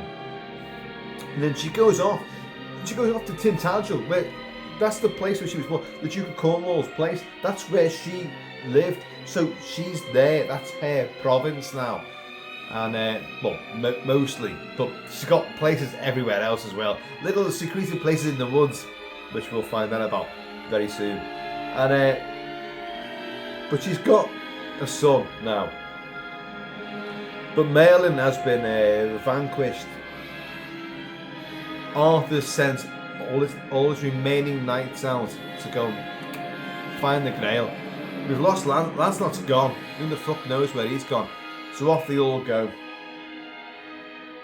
It's just me, is that getting really fucking powerful, that and Percival goes out there, Paul Jeffrey, he's fantastic. And you've seen him as a sort of like, I don't know, he's not a teenager, but when he follows Lancelot, he's energetic and enthusiastic, and a bit of like, you're annoying, you're really annoying, mate, to be honest, but he will massively learn nobility and chivalry and everything that goes along with all those things. And he goes out there and into this beleaguered land, and he will encounter a frozen knight who's just in a sort of like a shrine on top of a mountain, completely frozen over. The whole landscape has changed. It's horrible, inhospitable, frosty, sleet-ridden, snow clouds. It ain't good. And he finds this poor bastard who's like just his nose is gone. John Boorman said, I basically nicked this from Ingmar Bergman's The Seventh Seal, which he did, but it still works in this perfectly. And he'll also encounter other knights who have been slain, and he will find, and oh god, the creepiest sequence pretty much ever, really. He will see Liam Neeson stippled with arrows and strapped to the back of a horse, face upwards, and the horse just go through the woods, and like Percival's like, fucking hell, what? And that's Liam Neeson done in again in the actual proper shots. It's Bronco McLaughlin, who is fucking superb, and but he'll find this gold-visaged, armoured scrote little thing on a horse, laughing at him, and like, oh, you want to find the Grail? You better follow me then. So, and off he goes, weaving through the woods, trying to follow this weird golden child of hell. And it's Charlie Boorman. It's another one of the Boorman clan. He's used 2 daughters, and he's used his son as well. Charlie Boorman would also be the star of The Emerald Forest for John Boorman. Also, great friend of Ewan McGregor, and would travel around the world that way, and then right round the other way as well on motorbikes. Great guy, very funny guy, and a very brave guy as well. But he plays the young Mordred,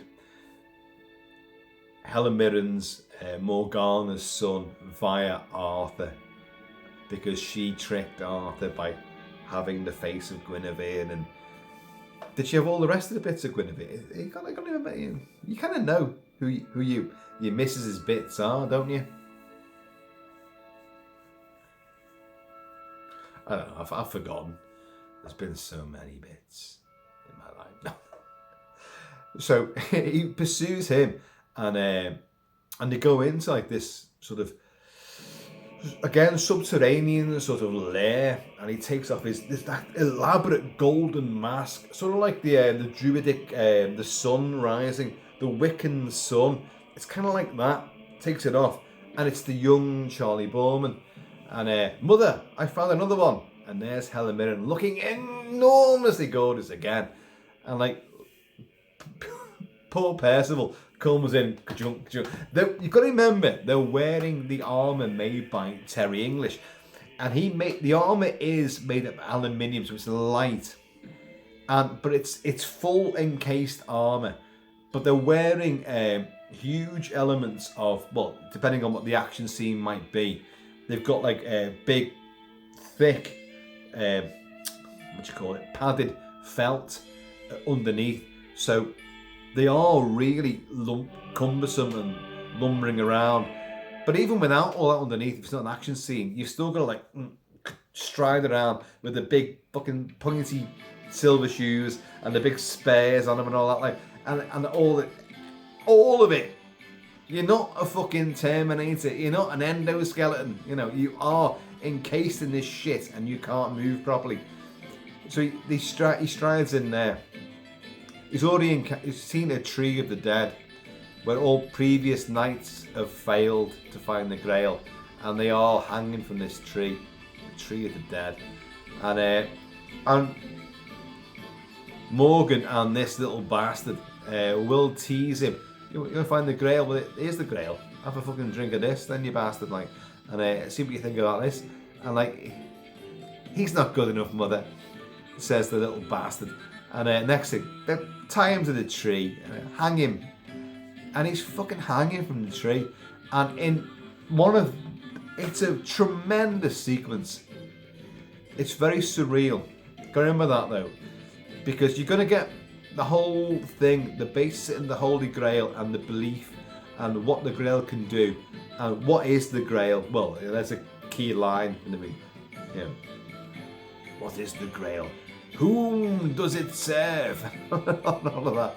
But Percival will be hanging from the tree, and it's a really grim scene. You've already seen, he's witnessed the bodies hanging there, and crows are picking at the eyeballs and ripping bits of flesh out, and an entire fucking eyeball all goes out.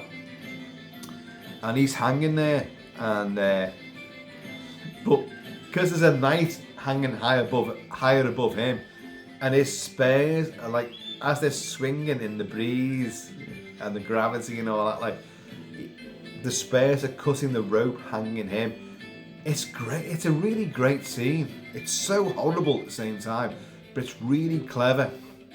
I mean, Tarantino would do variations on this in later movies, but basically cutting this. And of course, Sergio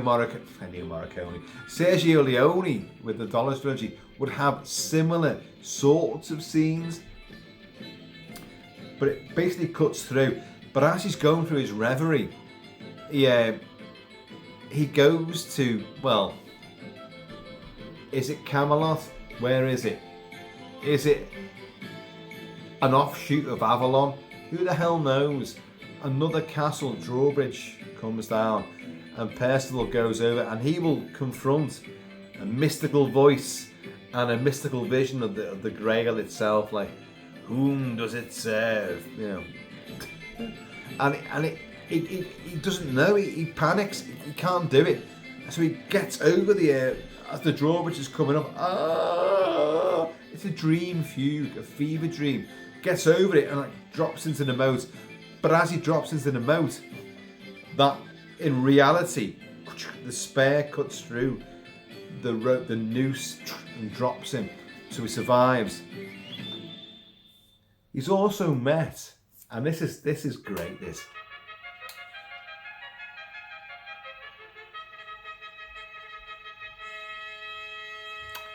In your own time, you know. He's also met Lancelot. Yes, Lancelot's returned. But Lancelot's a big hairy fucking yeti. He looks a bit more like this, to be honest. The good-looking guy with his curly, you know, lovely sort of 70s, early 80s sort of curly bonnet has become like a massive fucking yeti thing with a huge long beard who hates knights and Arthur and anything to do with nobility, because look what it's done, and he's formed. It doesn't come across in the movie to so much of a degree. He's leading a procession of what would be fledgling, an offshoot of Christianity. Another belief is there, and then procession, moaning monks and virgins and in robes and all that. And Percival meets him, and he's like, well, Lancelot. Although how the hell he recognises him, because he looks fucking completely different. He looks like a massive bloody yeti werewolf thing.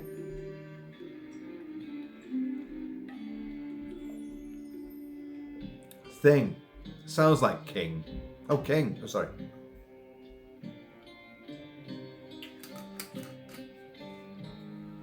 And he gets beaten for it. Now, he's like, Lancelot, it's me, it's Percival, Lancelot. I followed you, and like, oh my god, him, get rid of him, knights, the knights of the old order, they destroyed the world. It's a great pivotal moment of like, it's almost PTSD. It's learning that what you serve for wasn't right. You were doing the job that Queen and Country had commanded of you, and and then you learn that, oh shit, I was fighting for the wrong reasons. Well, it's not a new thing. It's massively old, and it's happened in every single conflict, of course. So Lancelot is like, turn his back on, like, no, get him, and then fucking beating Percival, fucking boosh. And it's in his armour again, like, oh, he's like, oh, get your arm. It's not great, if you're getting beaten to a pulp and he's stuck in a fucking stream and you're getting driven downstream.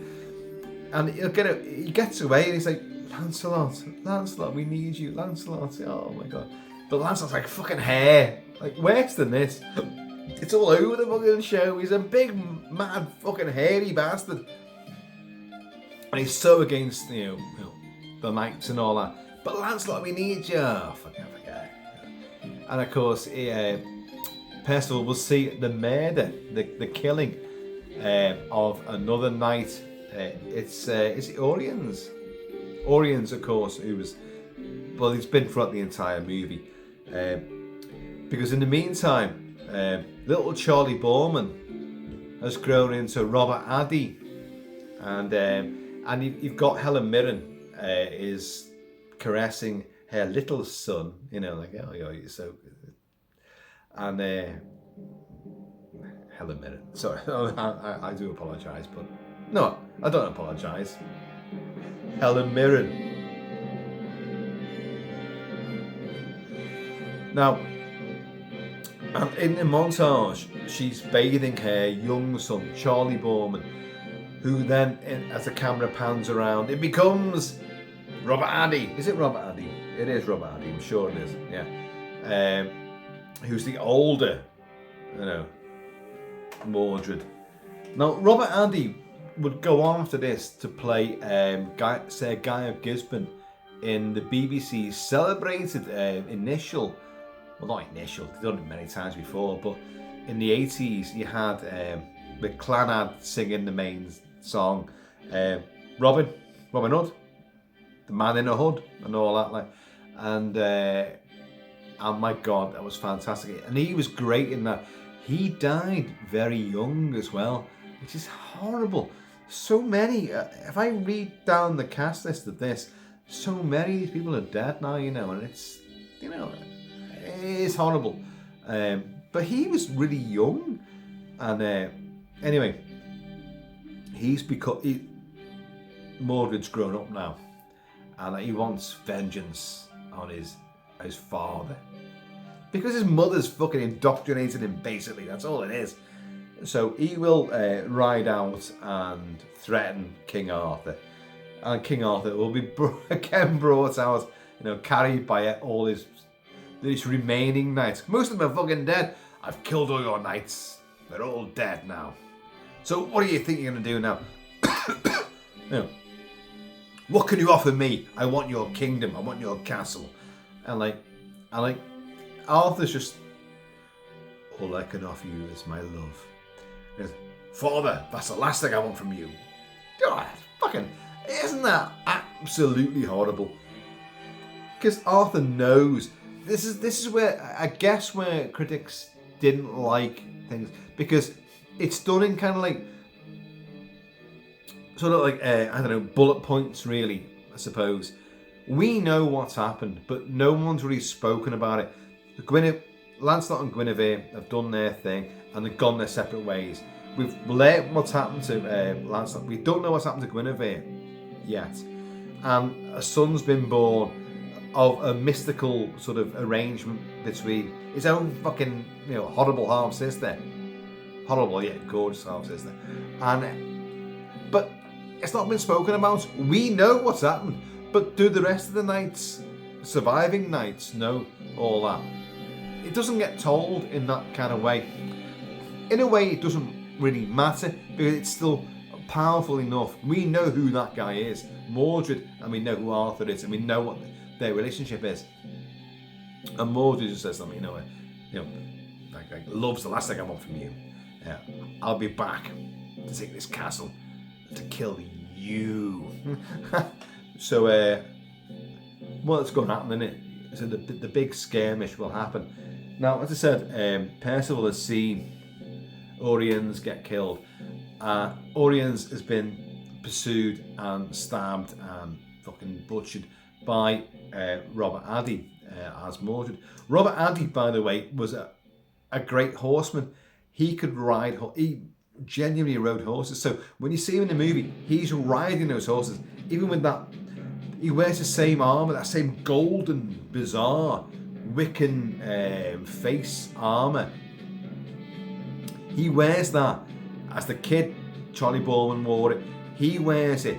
But he's riding a horse and he can stop a horse and he can turn it round on a dime. He's brilliant. And he was great in Robin Hood, but sadly, as I say, he died very, very early. So, cheers.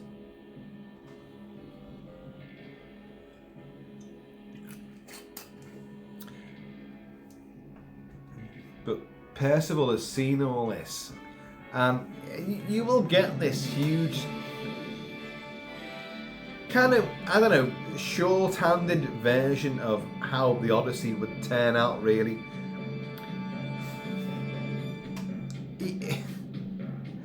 Percival will again go, he gets put into the river and he will see what happens to various people.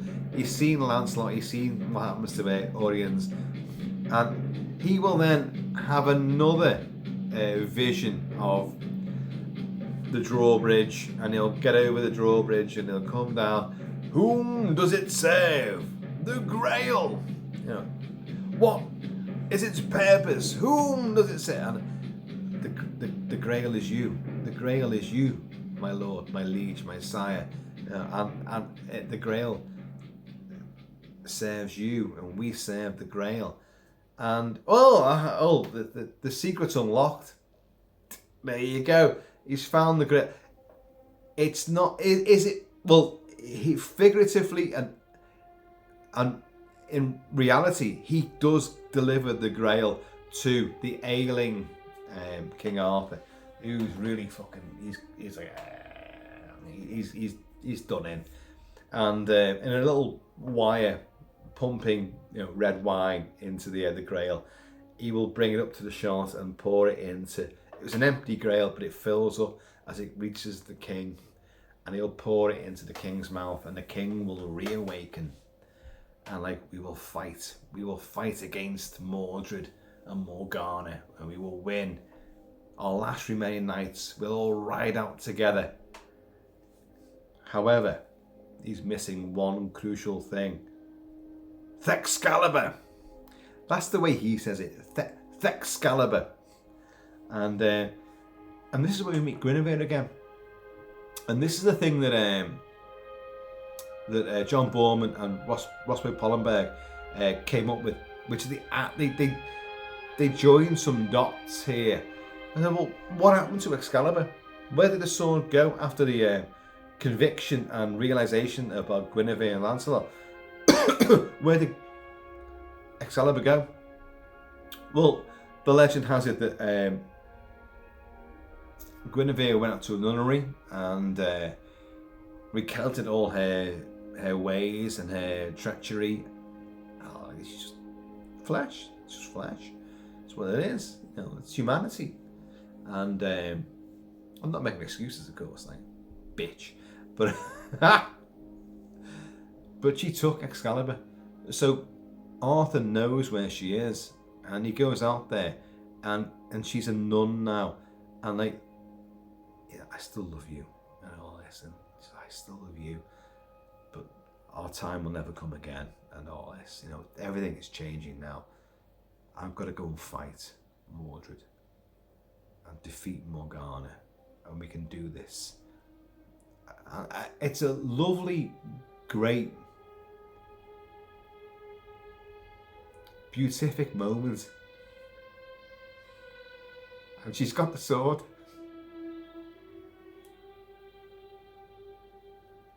Is this the music from it? That bit? It might be.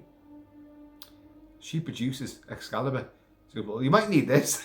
Yeah. Oh, by the way, your kingdom's been in fucking ruin for ages because of what I did. But and I kept this back from you. The king without the sword, a land without a king, and I've kept the fucking sword. Having said that, he did fucking just leave it there and go on, do what you will, and rode off again. So maybe, I don't know how the law stands on that kind of thing. But she gives him Excalibur back. So he will ride out, of course, to O Fortuna by Karl Orff, and the land will be replenished. And it just truly awesome sequence. He's had the threat thrown down by Mordred, so we've got to go and fight you. So we're gonna do this. Me and my son are gonna go and fight to the death. And John Boorman says, oh God, I wanted fog on certain days. I didn't get it. We had to use dry ice. And then on days when I didn't want fog, it was fog. It was fog. It was John Carpenter's The Fog had invaded Ireland, and he couldn't see a damn thing for days. And because he knew, well, where he lived, the apple blossoms were about to come in, and so look, we're gonna wait. And they kept checking day after day after day. I want this. Got to have King Arthur and his crew riding through an apple orchard with the apple blossoms really fucking burnished and glowing. and they do it, and it you know, it's kind of tacky, I suppose, if you look at it now, that they ride through the dishevelled, muddied, you know, cuddy fields and all that, like, and suddenly all the sun comes out and the grass becomes green again, like, and the trees, leaves, and the apple blossoms are great, and with O Fortuna playing it, my God, and it's not that playing right now, but yeah, it's beautiful, and they're riding out into combat, and of course he's got Excalibur again now, so.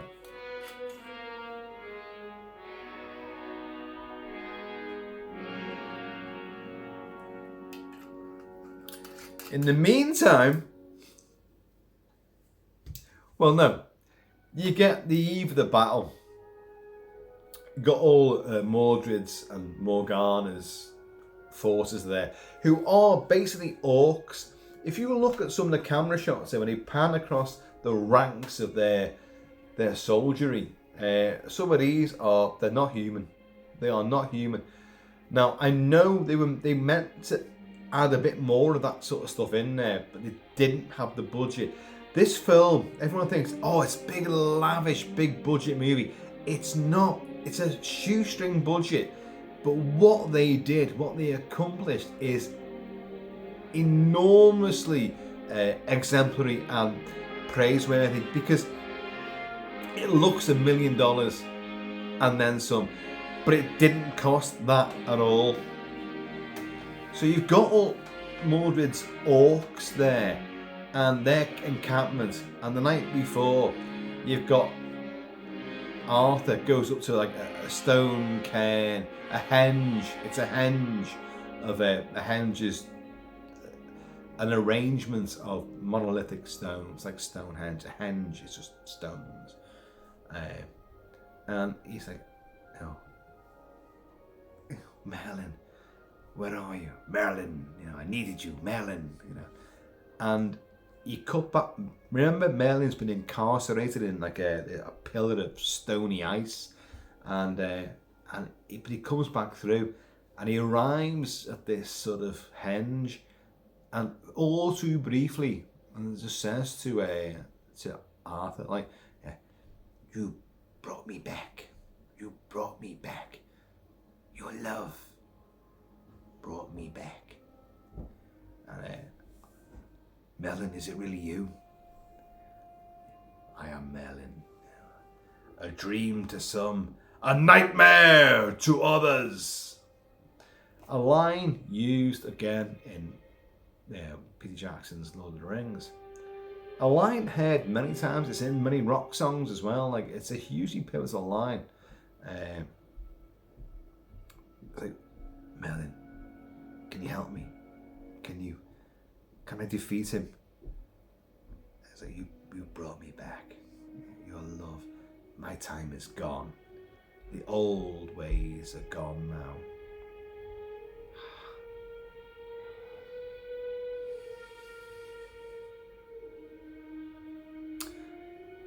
So what Merlin does, you won't see Arthur again. He goes into Mordred's camp, Morgana's camp. He brings in the dragon's breath, basically the fog, and he'll go and see Morgana in her iconic chest plate, the nipple chest plate. Remember, like Schumacher did in Batman Forever, and then Batman and Robin. You know, he put nipples on Batman and Robin's fucking armor. But funny enough, we don't mind it when it's Helen Mirren, do we? And her chest plate were there with those the armor there and the nipples, the armored nipples, and he comes in and she's like, oh my God, you're back. Yeah, well, you learned a lot, didn't you? Yeah. Tell me, have you used all your magic that I taught you to create this army and everything? You know, have you used all that? How much have you got left? Like, what can you remember of the spell I gave, the spell of making an Nathrak and all that? and he makes her do it again, basically. And it's like she tricked him, he tricks her to like create a huge fog, which will help Arthur's very beleaguered forces, so that Mordred's men will not know how many's coming at them in the fog, which we'll come on to. But also, she uses her magic to conjure all this, but she's kept herself young throughout all of these, I don't know, many years. And it's like, you still, look at you, you're still beautiful. And I've aged, but you know, it's like, and she is still Helen Mirren in her prime suspect. No, different show. But she uses her magic again, but it wears her out. So of course the fog lifts, Merlin goes, and Mordred is like, where's this fucking fog come from? Me ma said there'd be no fog. She fucking knows about these fucking things. Like, she always says about fogs and stuff. He actually says that, not the effing and the Scouse accent, but he does say she has a mind for these things. And, like, fog's the real bad thing, but apparently it is. So he goes in, Mother, there's a bloody fog. What the hell? You never said nothing about this. And this old crone greets him through the curtains of her bed, her boudoir. And it's like, because she's kept herself young and beautiful with her magic, but it's worn her magic down by keeping herself beautiful. In a way, you can view a Hollywood stars or celebrities the same thing. They wear themselves down by their Botox and all that kind of shit that they do. You can look at parallels as much as you want. I just threw that one in there, but it does work. I mean, but he kind of goes crazy. You're not my mum. He fucking hits it, and smacks her across the head, and then fucking throttles it. So he's killed his mum. So the battle doth begin. The big battle, and it's great. It's short, but it's great, and the fog does benefit King Arthur's beleaguered forces. In the fog, they won't know how many we are, so make big noise while we're charging. And these are tactics which have been employed even to this day. And the big battle takes place.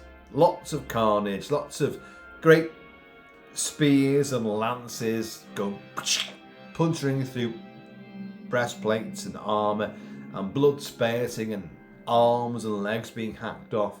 And but they will get overtaken because there's still many more opposed against King Arthur and his men. So they will. Arthur gets pulled off his horse, and they will form like a circle around Arthur, circle the round table to defend him. And suddenly, once again, like with the joust, for the defend Guinevere's honour, bloody Lancelot comes back in, looking like a wailing, hairy dervish, looking, spitting his sword around, Arthur, and he's fucking taking these bastards down left, right, and centre. But he does get cleaved himself, and they win the day, of course. But Lancelot is gonna be. You came back, Arthur. I always loved you. It's beautifully poetic, very operatic, very theatrical in its depiction, and yet very cinematic. So look at that. You've got all the visual art forms there. It's very painterly as well. So you've got all the cinematic, all the visual art forms are thrust in our face, and they work with arch lines and really emotive, performances and deliveries. And obviously Lancelot snuffs it, but Mordred ain't dead. So Mordred will confront his father. Father, let's embrace one last time. And they will skewer each other, basically. But Arthur will kill his own son, Mordred. And rightly so, to be honest. You know, he's a twat. You know.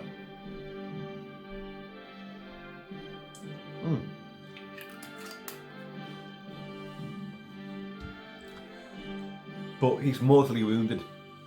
La mort d'Arthur. So he's mortally wounded, so he's going to die anyway. So he instructs Percival, Paul Jeffrey, take this fucking sword. It's been so.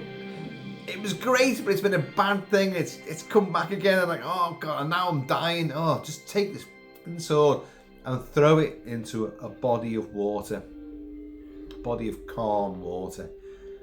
So, and I love this. Percival, in it's not the same in the Arthurian saga. It's not the same knight, but in this movie, Percival was screwed up twice. He failed the first time with the Grail because he just didn't believe or got frightened.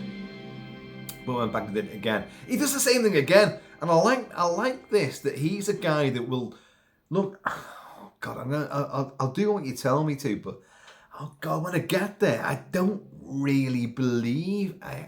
He has a crisis of conscience every time. So what he does, basically, you've got to throw this. I'm going to die. King Arthur's going to die. I'm the saviour of Britain, England. I've got to. I'm not going to survive now. But this sword, Excalibur, is the totem of the next king. The next king will arise to get that sword. So put it back to the Lady of the Lake. So Percival fucking rides off like, and it's Kerry down south of Ireland, and he can't fucking do it. He goes like, no, rides back to the battlefield, and everyone's dead, you know, and like Arthur's like fucking screwed up and all that, and he just said, "Did you do it?" "Yes, sire. Yes." He said, "What did you see?" And he's like, "Oh, what was I meant to see? I saw nothing, sire. I just saw the water." And "No, sire, I didn't do it. I didn't do it. I was like..." And he's like, "Percival, for fuck's sake, just do what I tell you. Jesus Christ, I'm your king. Go and throw the fucking sword in the water, will you? Please, just do it. And why am I becoming suddenly fucking Scottish again?" I mean, maybe because the true king should be Scottish. Ooh, controversial. So Percival goes off and does it again. And he does that great, like, he thinks about it and then goes... And, okay, it's archaic. And it goes, it's just an animated shot, really, of the sword going arse over tits. And then, again, it's John Boorman's daughter, Telshay Boorman, goes, whoosh, grabs the sword. There. And goes...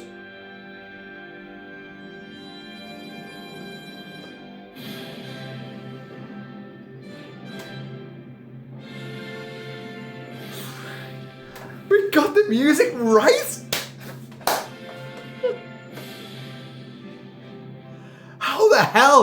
How the hell did that happen?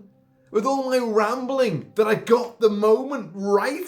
Exactly fucking right? You'd never get that again. You'd never. I couldn't even edit it to be that good. But the sword gets taken down again. Because it's like basically, you know, someone else, another king will rise. And it ends. You know, the Dark Ages end and Christianity takes over. And hey, didn't that work out so well?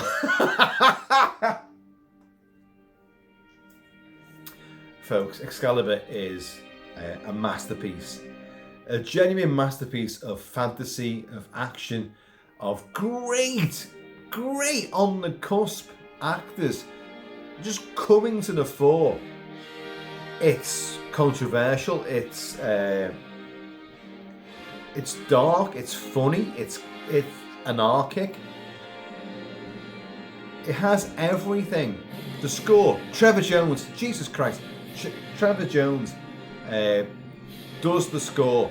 But of course, John Boorman had gone just prior to making the movie, or rather, whilst making the movie, he'd gone to a Richard Wagner celebration somewhere in Europe, and he went, "Oh my God, this stuff is exactly what appeals to me about the Arthurian saga. It's got that Sturm and Drang, you know." I'll go with Scottish again. And the die got a damarong, which does play. You've heard it. The theme for Excalibur, the sword is die got a damarong. But of course, you've got like Karl Orff's O Fortuna, and you've got other classical pieces playing in the movie. But oh God, his name now. Trevor Jones delivers an enormously great score.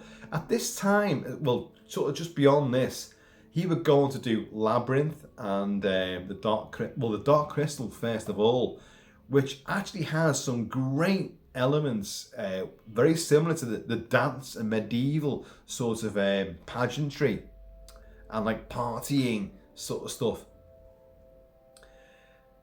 He would do Last of the Mohicans and Cliffhanger. He would do Savage Islands. He would do League of Extraordinary Gentlemen. And he's a wonderful South African composer. I absolutely adore his music. He's done a lot for television as well. But we're still awaiting the next great Trevor Jones score. He did From Hell as well. That rhymes. And if things rhyme, you drink more whiskey.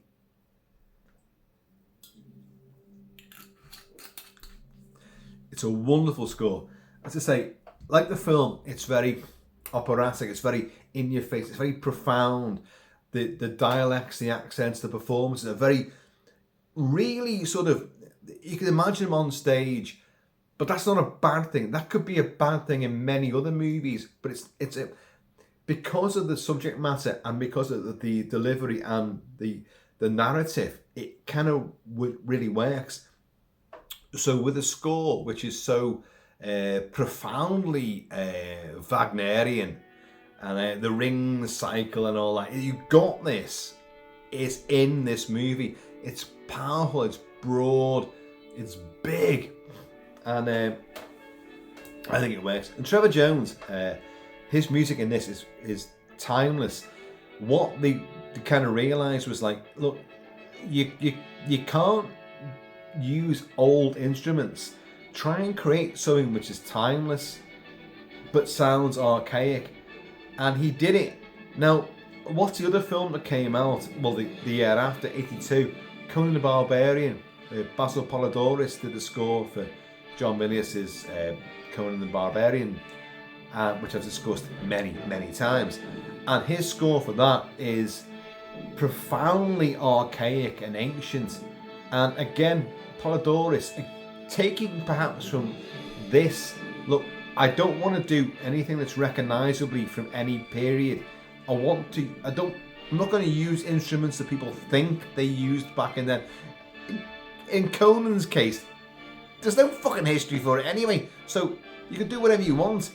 But what Polidoris came up with was enormously old and ancient and Stone Age and fucking barbarian, but there's no precedent for it. There's nothing in history musically that could ever be feasibly used to like, oh, that's from that period. And again, Trevor Jones didn't do that. He used everything in his symphonic and orchestral arsenal to create sounds which were old, but you couldn't say, oh, that was like, well, 4th or 5th century. There's Romanesque and Greco qualities there. You can't work it out. It is completely what we think of as medieval, because you've got the pageantry and you've got the sort of like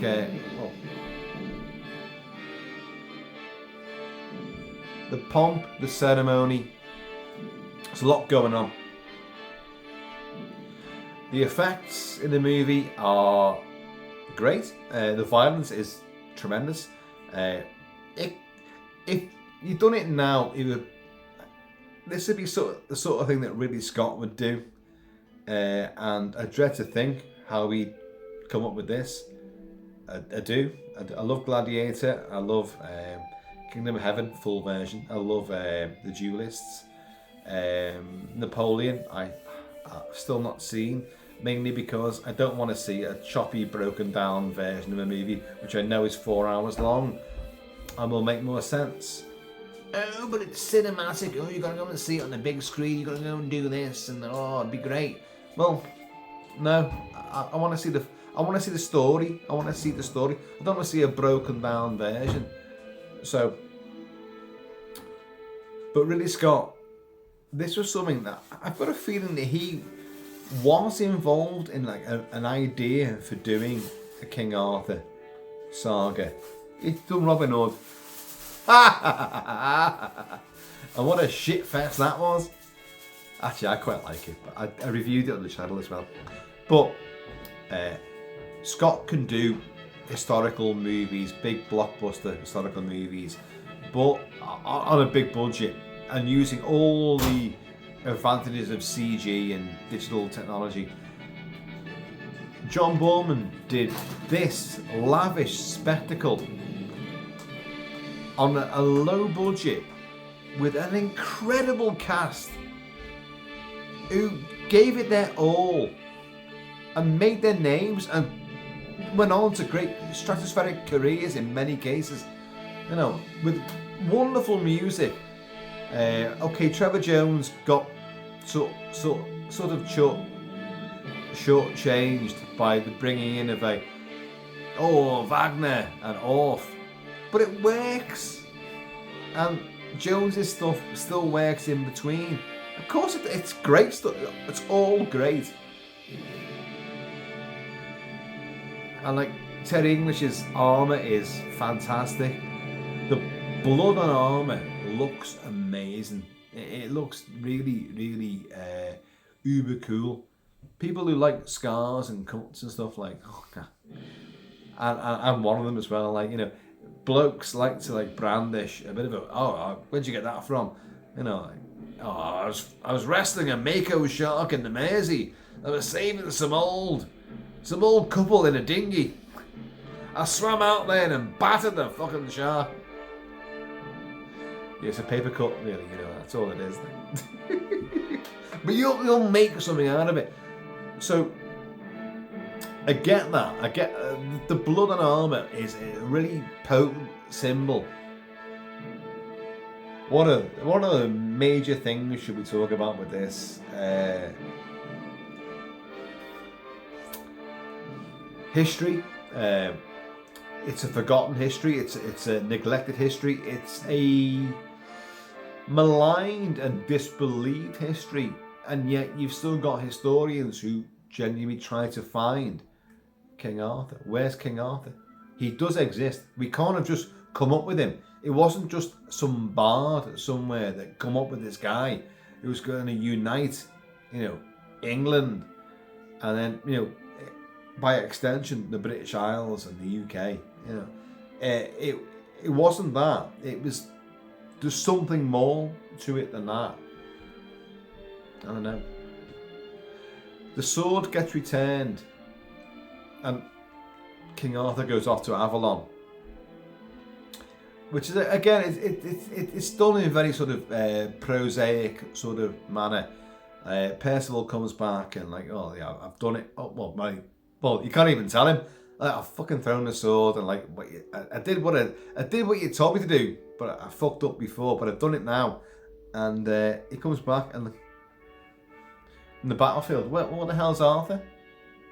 And he sees like a a horrible little, almost like a sea tram is all it is.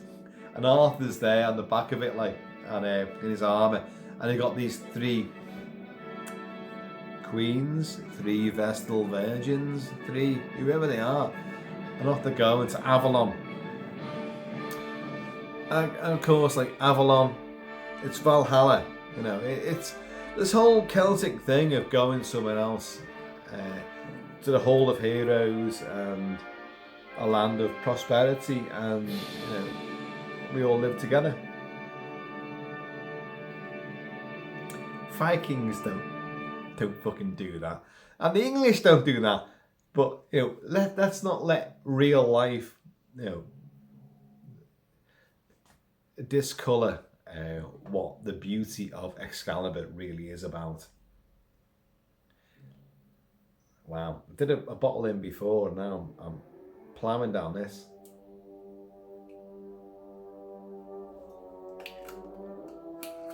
Folks,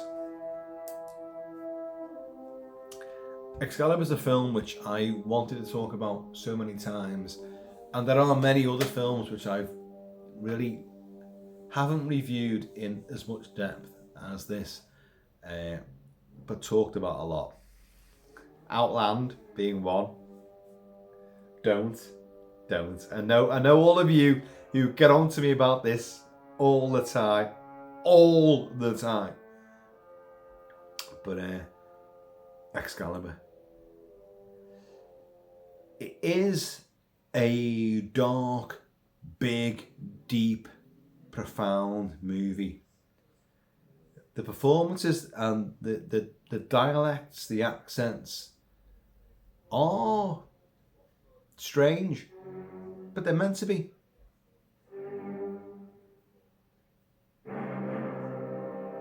Of course they are. It's a bygone age, it's a dark age, it's a strange period.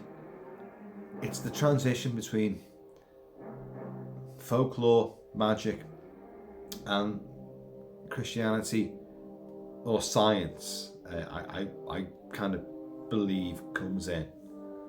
The Wicker Man is a much later sort of telling of the same sort of thing. People clinging on to an old belief and doing the most unspeakable things, but for the right reasons. But reality and the modern age will inevitably come in there. Of course, the Wicker Man, it fails, but you know that they can't last. And that's the same sort of thing with this. But in Excalibur, they know they can't last. Merlin knows it's over. There should be like another version of Merlin now. Oh God, I don't mean Mr. Merlin, that TV show from the 80s, which I can't even remember. I remember a show existing called Mr. Merlin and watching it as a kid. And but where's Merlin now? What will Merlin do? If he's, what's the thing about, like, you know, I am powerful, I can control the fates of man, but I'm also, you know, beholden to the whims of man, because that's where I get my power from. So I'm going to do this for you, and I'll gain something from it, and I'll try to make things better, but you can't kill me. He gets incarcerated in this, but the belief in him again brings him back. Oh, Beck, you brought me back. Nicole Williamson, oh God, fucking amazing performance. But where would he be now? Where would Merlin be now? Could Merlin exist? Could we have a Merlin now? Is there a wizard now that actually could look at what's happening and coerce things and change things? It's always about the possibility. It's about, you know, look, I'm going to give you this power. I think you can do this. You're the right person for the job. But, you know, but you're human. And I know you're going to screw things up. But I'll be here. He gets usurped. Obviously, he gets fucking tricked and, by Morgana. But Merlin, we all want a Merlin in our lives, don't we? No, Kilt-Man, don't do this. No, Kilt-Man, don't spend all that on that TV. I know you want a big 95-inch screen, but don't buy that one. If you just look over here and just, if you go to that pub and speak to that guy, and that's your quest. Oh dear. Merlin for king. Merlin should be fucking king, shouldn't he? Jesus. Not Jesus, obviously.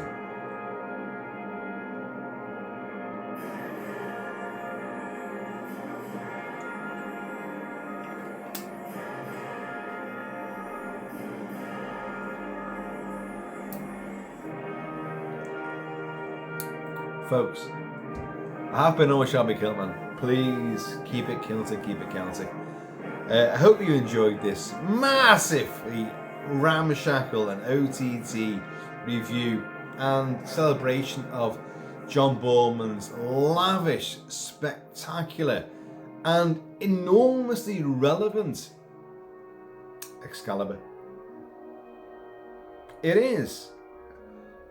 The world ain't a pretty place. We're all over the show. England, Britain, United Kingdom is divided hugely. We need someone, we need a leader, we need someone that you can look up to and actually, my God, you're right. And she would unite a nation. We'd all become together as one. But as Merlin knows, we're humans and we're all fallible. We're vain and we fall for popularity and glory and pride and vanity. And we will destroy ourselves with that every single time. You might get a spell of peace and tranquility, and then it'll fuck up again. But we're humans. Anyway, folks, please be happy, be yourselves, and tell your friends to watch the Kilt-Man channel. And they go like, what? He does 2.5 hour long videos? Are you kidding me? Are you fucking kidding me? I've got a life to lead.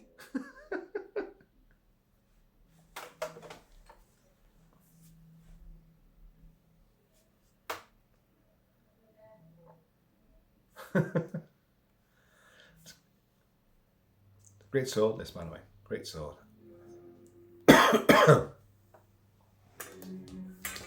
And it's a Scottish sword as well. So my convictions are massively sort of conflicted, which is bizarre. It's not wrong to want a country united and led by someone with compassion, benevolence, empathy, and a quest for peace. The worst Superman movie of all time, of course. Didn't mean to throw that in there, but someone that can command the will and the love of the people. But we don't get that. What do we get instead? We get politics. We get politics. But Excalibur shows how the love of one person can bring together a nation.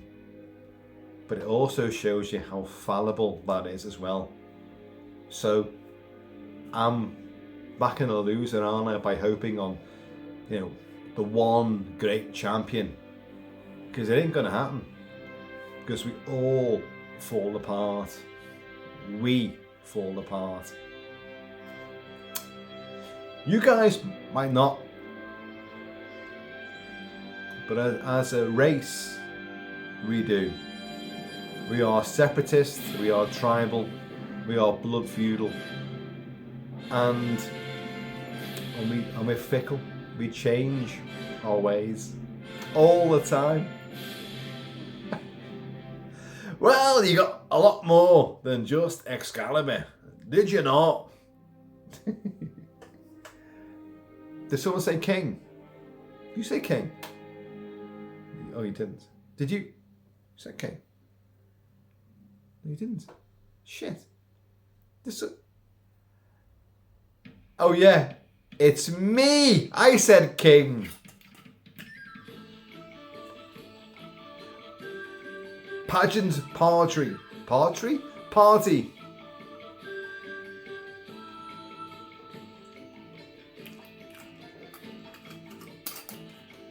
There's a lot in this video. What's this? What's this? I did not see this. But I hope you enjoyed it at least. As I say, there's certain films and movies and stuff that I'd love to review and talk about, but I can't because they mean a great deal to me, and I've done them before, and I don't want to sort of do them down by just sitting here drinking whiskey and like pissing about. When I've done it, I've written basically, a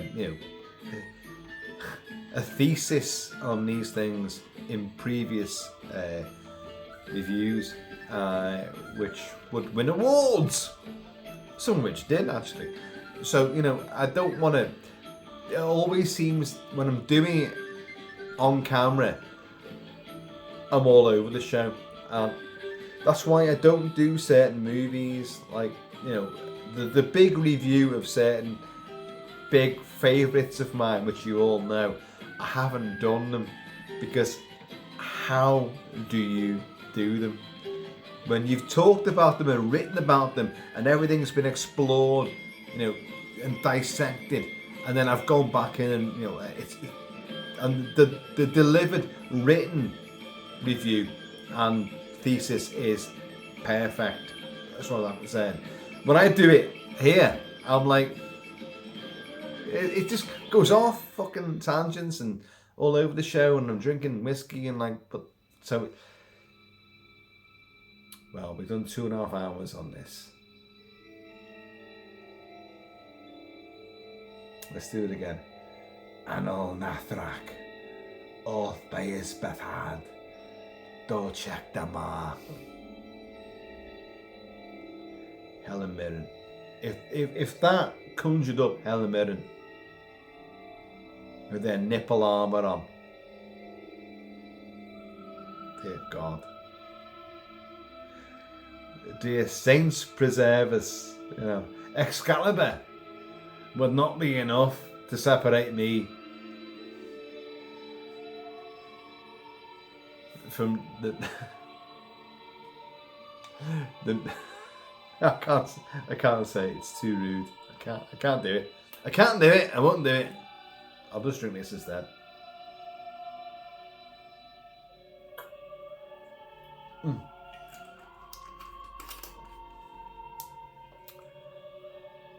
The dragons are still roiling together beneath the British Isles. They are. They are. No one knows how that's going to turn out. But things are in flux. And it's another era of turmoil, which is why the sword in the stone, and like what King Arthur says, like, throw it into the body of water, and the sword will be delivered again to a new worthy king who could lead this country. And you can apply that to any nation. Any nation. All we need is just every nation just to have someone who looks after their own people first and foremost. And then, once you've looked after your own, then, if you can, help other nations who are a bit struggling.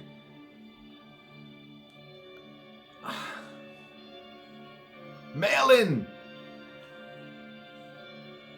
You're never there when I call you. You're always there when I least expect you. We do need Merlin. And we massively need King Arthur. We do.